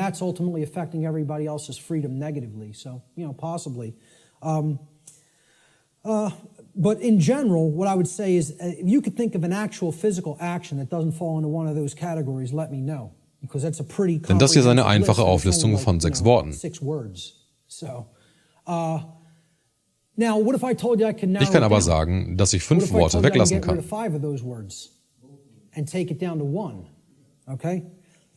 Das sind also die Übertretungen. Lass uns das weiter eingrenzen. Jede Handlung, die Schaden für andere herbeiführt, ist eine Art von Diebstahl. Viele werden das zum ersten Mal hören. Es gibt keine unrechtmäßige Handlung, die man machen kann, die nicht eine Art von Diebstahl ist.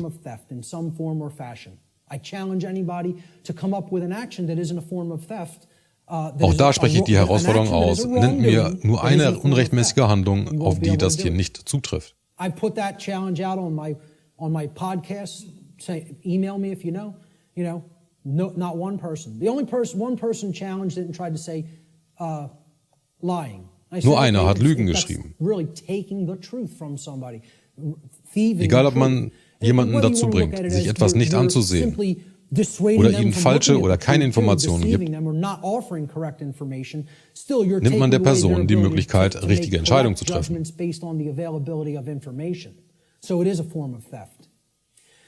Eine Art von Eigentum ist gestohlen worden, wenn ein Unrecht begangen wird.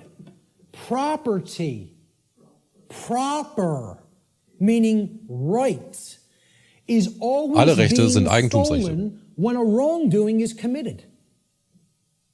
All rights are property rights.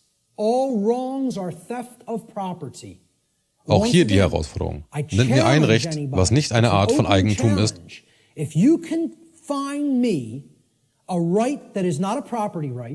Oder ein Unrecht, was kein Diebstahl ist. Bitte meldet euch, wenn ihr etwas findet. Leben ist Eigentum. Leben ist ein Eigentum. Mord ist also das Stehlen des Lebens eines anderen Wesens, wozu man kein Recht hat. Es ist deren Leben und man hat kein Recht, es zu nehmen. Rechte sind Eigentum. Handlungen, die Rechte sind, weil sie niemanden anderen schaden. Daher habe ich keinerlei Recht, dich davon abzuhalten, diese Handlung auszuführen. Wenn du niemandem schadest, dann hat niemand das Recht, dich von dieser Handlung abzuhalten. Man hat das Recht, das zu tun, was niemandem anderen schadet. Freiheit ist ein Eigentum. Niemand hat das Recht, einem anderen seine Freiheit zu nehmen und sie gegen ihren Willen festzuhalten. Nur weil es ihnen nicht gefällt, was sie tun, oder sie wollen, dass die Person nach ihrem Willen handelt. Man darf auch niemanden einsperren, um sie dazu zu zwingen, die gegebenen Befehle zu befolgen. Zurück zur Liste. Mord ist das Stehlen von Leben eines anderen. Ein Angriff ist das Stehlen ihrer Unversehrtheit. Man nimmt ihre Gesundheit, wenn man sie angreift. Der Einklang in der Person wird gestohlen und das ist Raub. Vergewaltigung. Man nimmt jemandem das Recht und seinen freien Willen, sich mit dem sexuell einzulassen, mit dem sie es wollen, und zwingt sie dazu, sich mit einem einzulassen, den sie nicht wollen. Daher ist es ebenfalls Diebstahl. Stehlen selber. Man nimmt etwas, was dir nicht gehört. Unbefugtes Betreten ist ein Diebstahl der Sicherheit des Heimes, was man ebenfalls nicht tun darf. Bei Zwang nimmt man jemandem seinen freien Willen, den man nicht nehmen darf. Es ist ein Geschenk des Schöpfers und gehört dem Individuum. Man hat kein Recht, das wegzunehmen. Wenn jemand sagt, du machst das, weil ich es dir sage, und wenn du das nicht tust, dann tue ich dir etwas an. Das ist Unrecht und falsch. Man hat keinerlei Recht, so etwas zu tun. Und es ist eine Form von Diebstahl. And it's a form of theft. Exactly. Sure. You must buy this. Imagine this. Great. We're going to take 5 more minutes and then we're going to take an hour and 15-minute break. Das alles sind also Übertretungen und alle sind eine Form von Diebstahl. Man kann also nur ein Unrecht begehen, stehlen. Alle Arten von Unrecht sind eine Art von Diebstahl. There is only one wrongdoing. There's only one way anybody can wrong anybody else. Stealing. That's it. Every form of wrongdoing is a form of theft against another being and their property. Ein Lebewesen muss Schaden genommen haben, damit es bezüglich der Naturgesetze als eine Verletzung angesehen werden kann. Alle Handlungen, die keinen solchen Schaden hervorrufen, sind Rechte. Das ist die apophatische Definition eines Rechtes, indem man versteht, was Unrecht ist. Milliarden Menschen auf der Welt wissen das nicht und können dir das nicht erklären.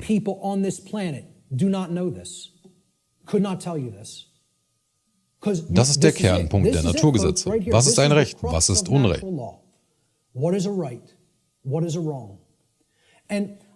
Ich konnte letzte Nacht nicht schlafen, obwohl ich damit nie Probleme habe.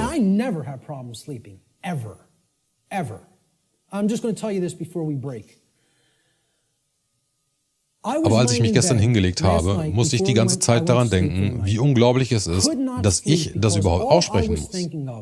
Ich habe darüber auch mit Leuten zu Mittag gesprochen. Allein die Tatsache, dass das Wissen nicht im gesunden Menschenverstand hier auf Erden ist,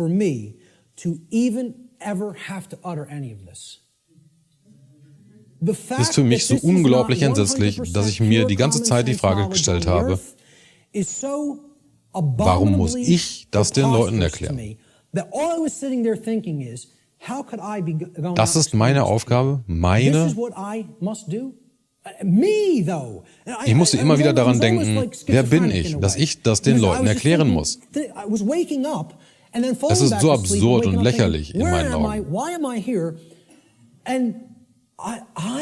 Ein Punk aus Südphiladelphia, der das Wissen der Mysterientraditionen aufgenommen hat und es anderen beibringt. Ich begreife es bis heute nicht.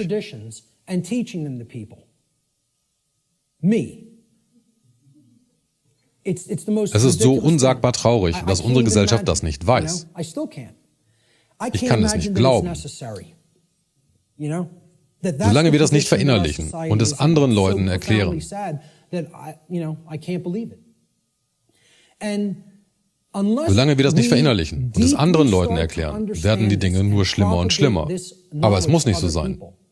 Wir wählen den Weg des maximalen Schmerzes, weil wir bestimmte Gedanken nicht aufgeben wollen, nach denen wir süchtig sind.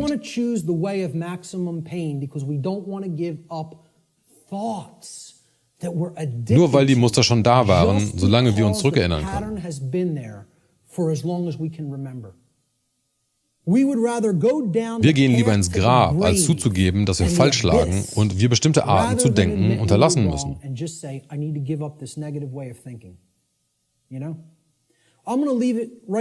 Wir schließen diese Sektion hier. Man kann abschließend sagen, wenn niemandem geschadet wurde, gab es kein Unrecht. Kein Opfer, kein Verbrechen. Aber viele werden sagen, es gibt Verbrechen ohne Opfer. Wisst ihr, wie viele Leute in den Knästen sitzen für Dinge, die niemandem geschadet haben? Zehntausende. Und niemand hat ein Recht, sie einzusperren. Solange du niemandem schadest, hatte niemand das Recht, dich davon abzuhalten, das weiterhin zu tun. Darüber sprechen wir noch im letzten Teil der Präsentation.